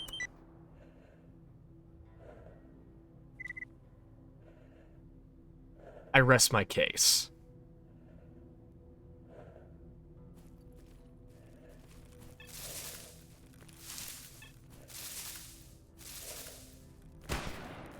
I'm not gonna have to contend with his fucking friends, aren't I? Uh-oh. I'll be real, I just took that shot just to say I could. Oh, ouch, that hurts. That hurts. Oh, you want the smoke? You want the smoke? Oh. That's smoke, all right. Look, I made the completely bonkers shot. I still won. Let me read White Plume's messages while the game loads again. Made chocolate crayons using the custom crayon machine my granddad helped me with getting about 20 pounds of chocolate. Feeling like 30 boxes of Crayola crayons with multiple different colors of chocolate crayons. That sounds cool as fuck, actually. Went to the oyster bar and started giving every Marine I could find a crayon box. Some looked at me crazy, and then I pulled out my own box of chocolate crayons, and when they joined in, they were pleasantly surprised. That sounds really fun, actually, just going around and giving people fucking boxes of chocolate crayons. Oh, I get it. I get it. 'Cause Marines. You sly motherfucker. I see why. You sly bastard.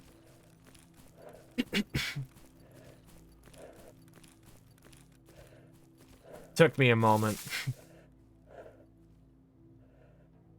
Hey, wait a minute. That's who spotted me.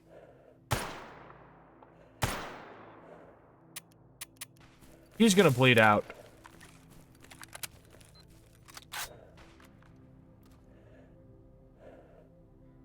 He's not in the window no more. He's moving. I know what to do, actually.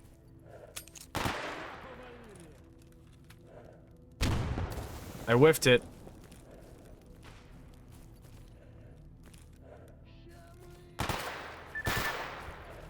Oh, we got a man up here, huh?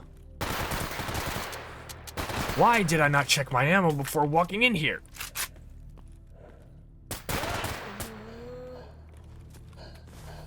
Cracked my shit, huh? Gotta confirm those kills. You're surprisingly correct because I think the guy that I left for dead on that hillside is currently shooting at me. I can't fucking see him because of my vision being all fucked.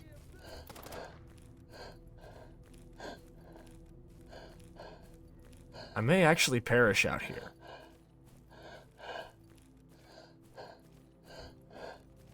If there's any place that feels like it's fitting to die in, it's where I am right now. So, you ain't getting to me.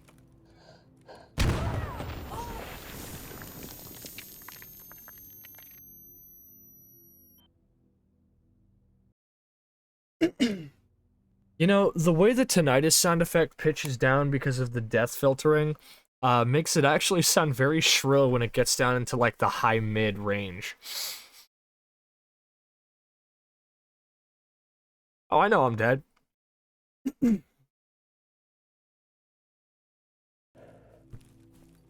Okay. First order of business. 1.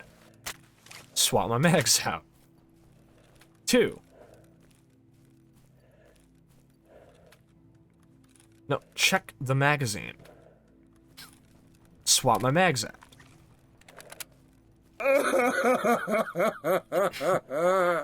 Oh no. There's always something so funny to me about the Super Cry Johnson emote. What is spotting me?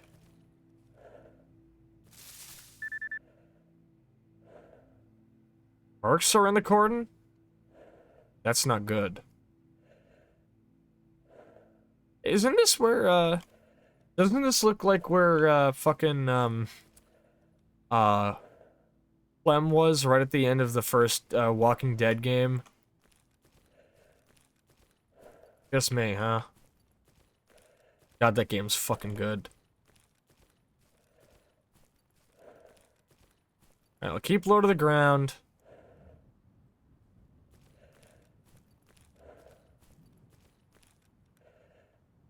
Is my man of the hour. Spokojna noc, suka.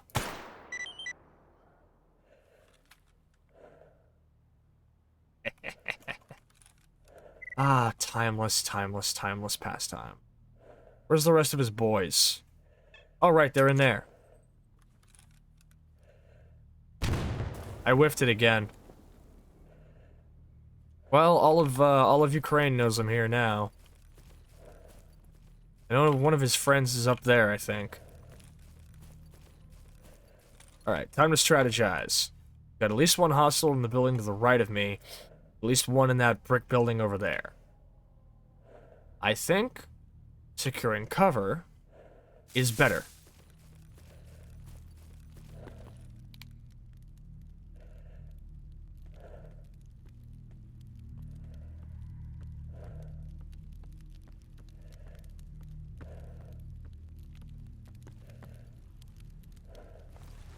Why didn't I walk in here with my pistol equipped?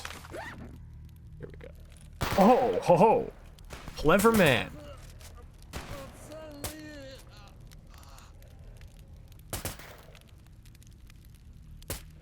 That's not a bandit, that's a merc.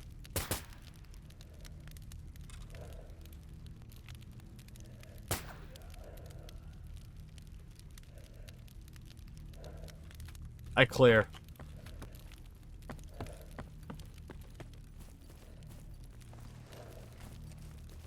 See, it helps to memorize death sounds. You know when somebody's definitely down for the count.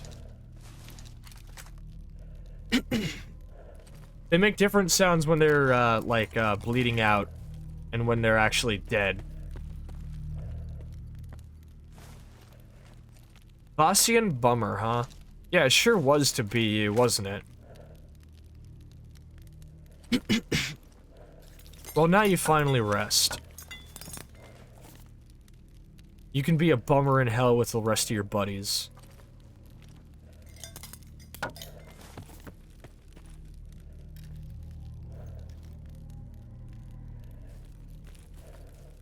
Alright, where's that merc at? Aha! This was not a merc. It was just another bandit.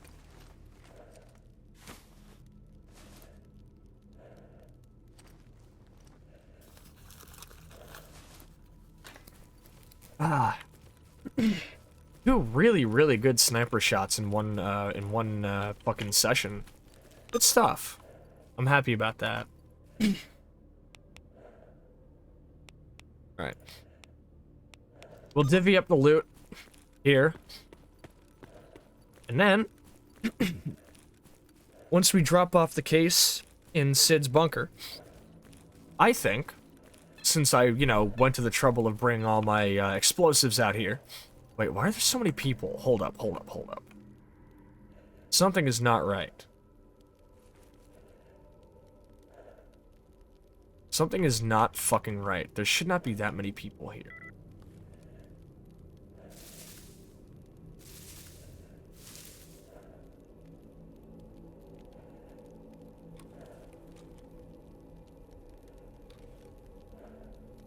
No, guess there's just a lot of homies out here tonight. Had me kinda annoyed for a second. 5 dudes around a campfire. I can't count, that's 4. Little shit to be at yourself, fuckhead. I don't even recognize myself from a year ago. I came here and believed in everything. The zone's a marvel, the zone's a gift from on high, here to fix all our problems. Can't imagine being so stupid now. Not after what I've seen. Yeah, I can't say I believe in much of anything anymore. Tell me about anomalies, dear Reddit nihilist. The hardest thing about artifact hunting is starting. Once you have adequate protection and medication, all it asks for is patience, a decent detector, and lots of practice. Pay attention to radio chatter. It's a damn good way to find out what's going on in the area. You'll be able to provide assistance to anyone in a gunfight or is surrounded by mutants. Good thing you weren't whiffing shots while I was watching. This time. I mean, what are you talking about? I never whiff shots. I hit them all. I hit with the best of them. I don't know what you're talking about.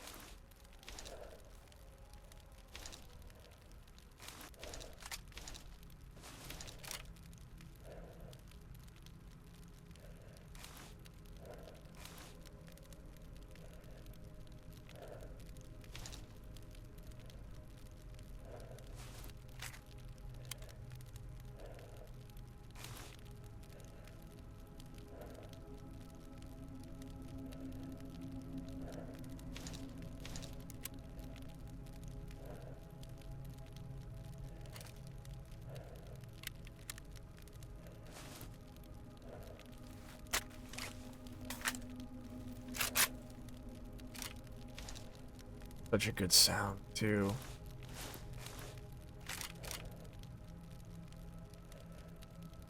Nine by 18 rounds will ditch these. Sure you do? No. No, no, no, no, no, I don't. I don't whiff shots. I'm the queen of this shit. There definitely wasn't a Halo 1v1v1 with me, Spiral, and Patch where I kept consistently whiffing sniper rifle shots while talking shit and immediately being shut down Patch who clowned on me for being on the bottom of the scoreboard. Nuh-uh. That has never happened. Not once in the history of me being a streamer.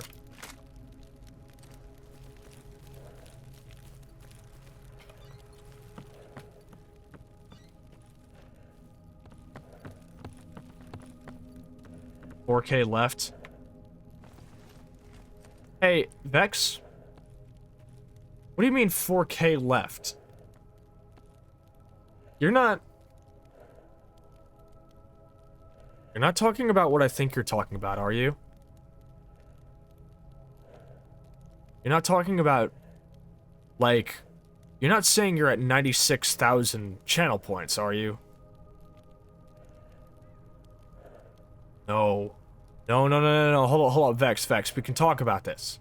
We can talk about this. We don't have to do that. You don't have to do that. No, no, no, no, no. Don't you fucking raise your eyebrows at me, you motherfucker. Come on. Come on, you like me. I'm a good streamer. I'm entertaining.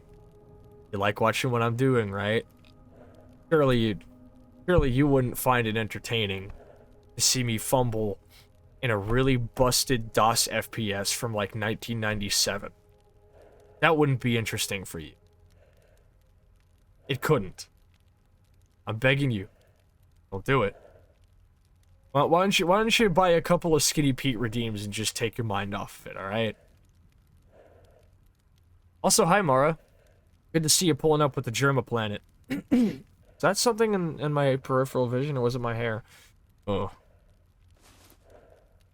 Interesting day. And my boys carrying anything else.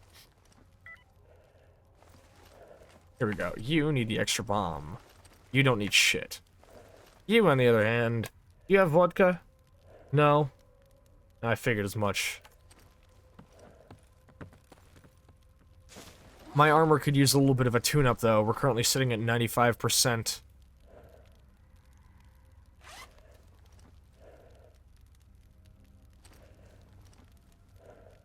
Bingo.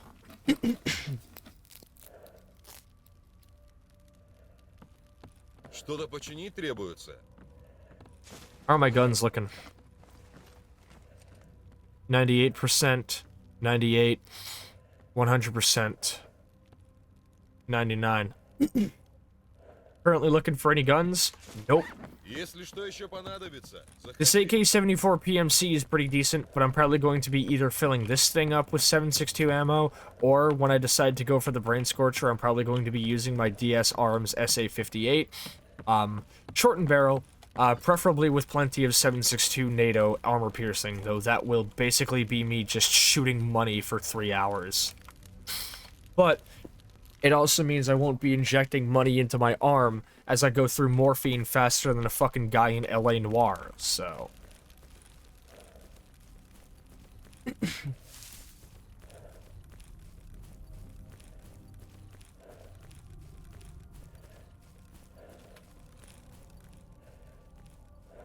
Really hope there's no military guys at this checkpoint. Sometimes there are, and it sucks.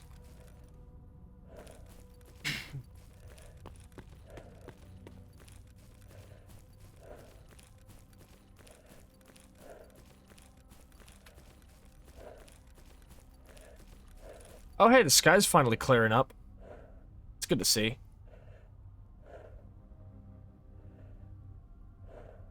The view model always looks really funky whenever you free look.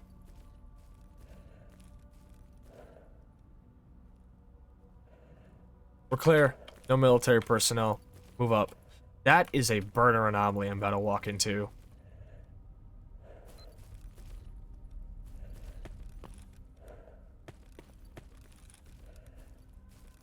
Alright. Forward we go.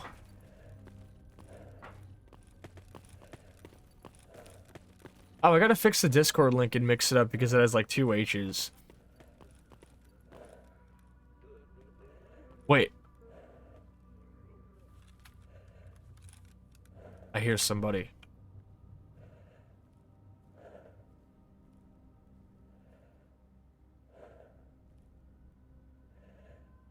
There's somebody over there by that campfire.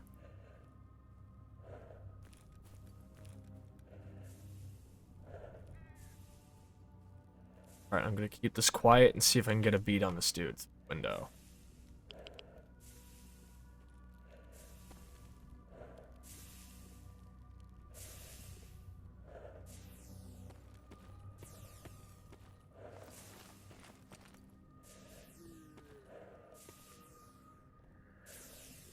That's a guy in a mask for sure.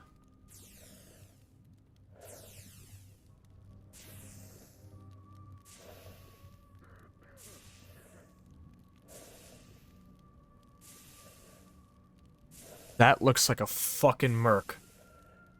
There is not a chance in hell that's a regular stalker.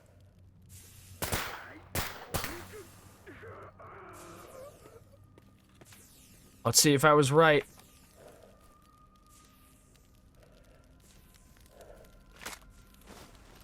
Bobka Dancer. My man. You're deep in enemy territory and you turn your back to one of the biggest possible choke points imaginable. You deserve to die, you fucking idiot. White Plume, I think maybe not. I would not advise that.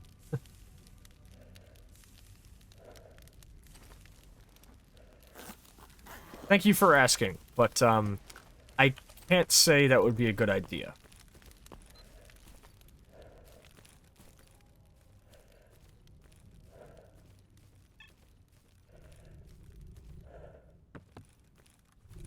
Damn. That was another really good fucking bit. I'm proud of myself. I heard something that definitely sounded like an enemy voice and I trusted my gut instinct and it probably could have saved my life.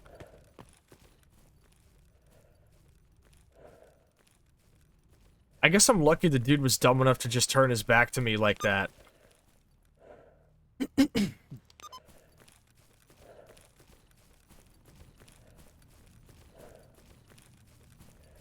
How you fixed your headset? I suppose so. Yeah, go ahead then.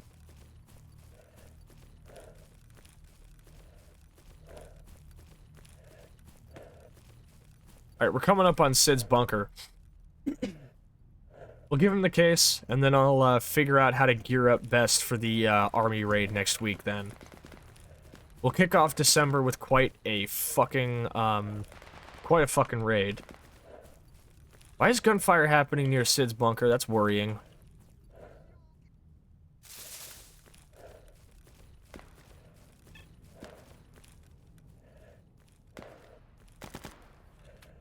The rest of my people are still pulling up. Oh, it's just fleshes.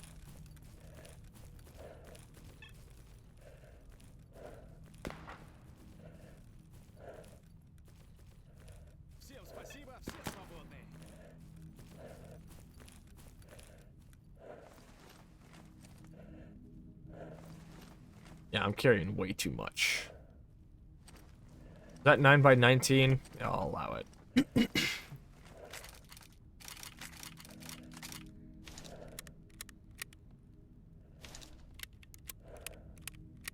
CZ75 magazines. If that dude was packing armor-piercing rounds for a 9x19 pistol, I could have been dead as hell if I didn't ambush him right.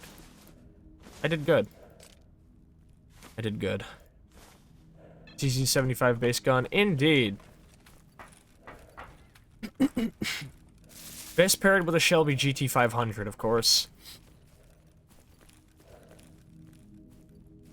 And a kid that makes bombs. What are you shooting at, motherfucker?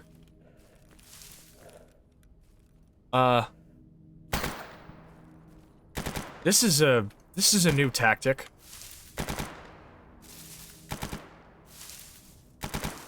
Can somebody tell me if this is ergonomic?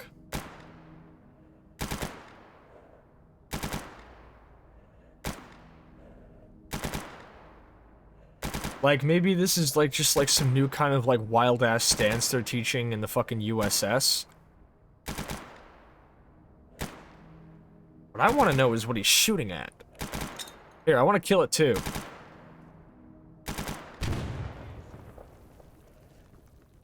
Looks like that's got it. Why are you pointing at me and walking away from me, my man? Oh, right. Explosions do that to the AI. When they hear explosions, they kind of, like, go on high alert. But why is he pointing his gun at me? I didn't kill anybody. I just threw a grenade at a hill that he seemed to be shooting at. So I assumed that whatever was over there, he would want it dead. So why did he start pointing his weapon at me like that? Back hurts looking at that. I swear to God, I think if it's only your back, you're a lucky motherfucker. We can't comprehend how optimal it is. This is the grip and stance they'll be teaching in basic in 20 years. Oh God.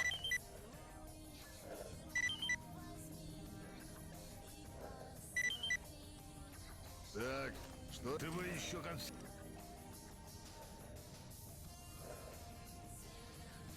Так, что интересует? G36s. A scope setup I can't use on my present rifle. I can use not even on my DS Arms ASA 58, by the way, because I would need different weapon for that. Yeah, white plume, that's fine.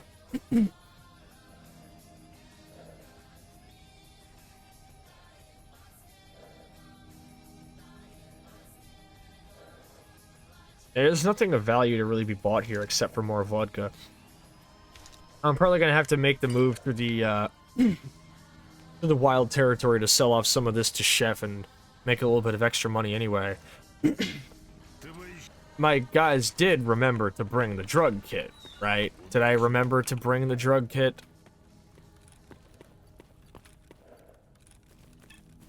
Please tell me I remember to bring it. Okay, good.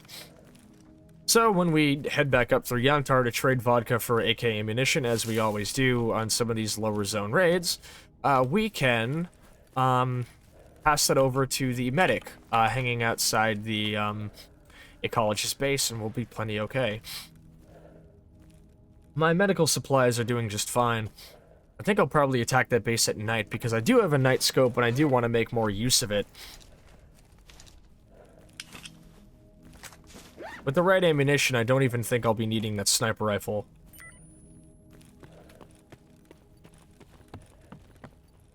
Alright, everybody in.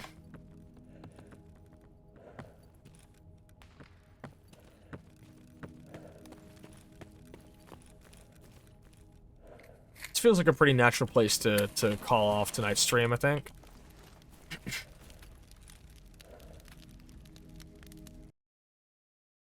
Alright.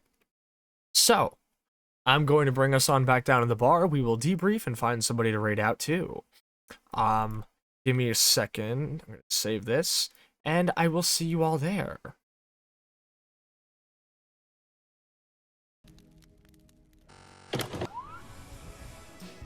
Ah, there we go. That was cool as hell, actually. Just, switching right back over to the bar scene with that. Seem like I always make it to the end of the streams.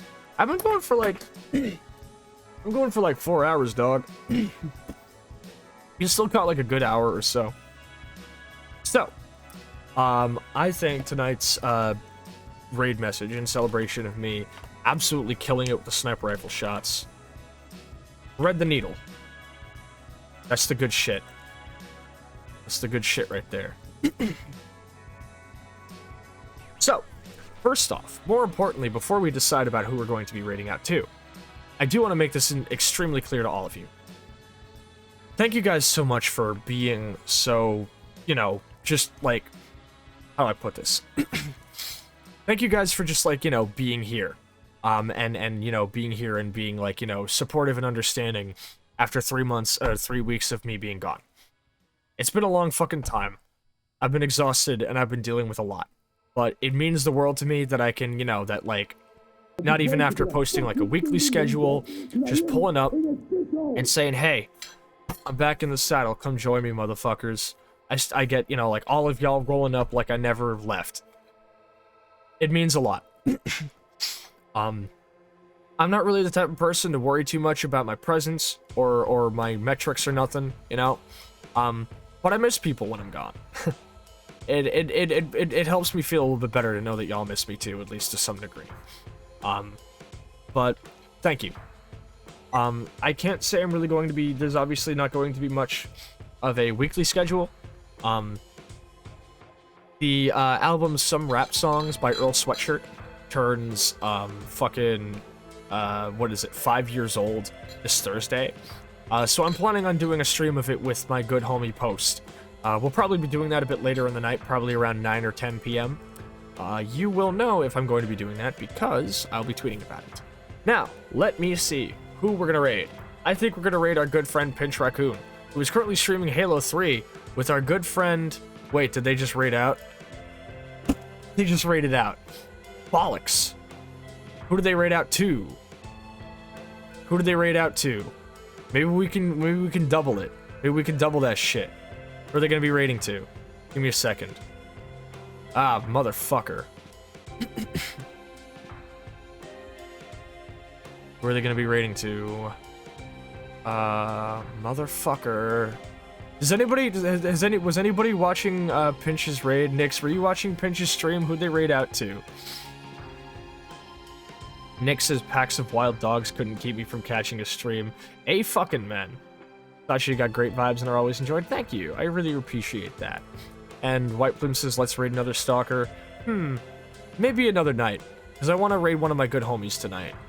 I think it's probably best to let my dogs know that I'm back.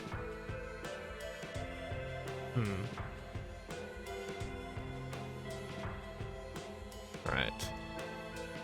Can't see.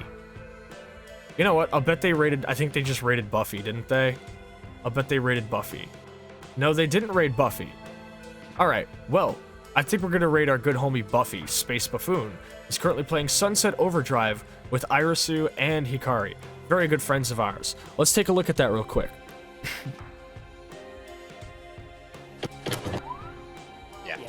Ah, there we go.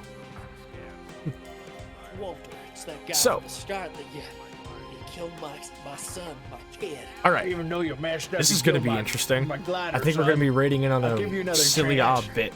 So, let's head on I down to the should've end been screen, you. and we will get ready to raid out.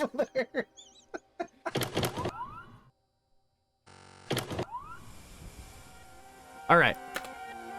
Once again, I would like to give a wonderful, warm thank you to everybody who pulled up tonight.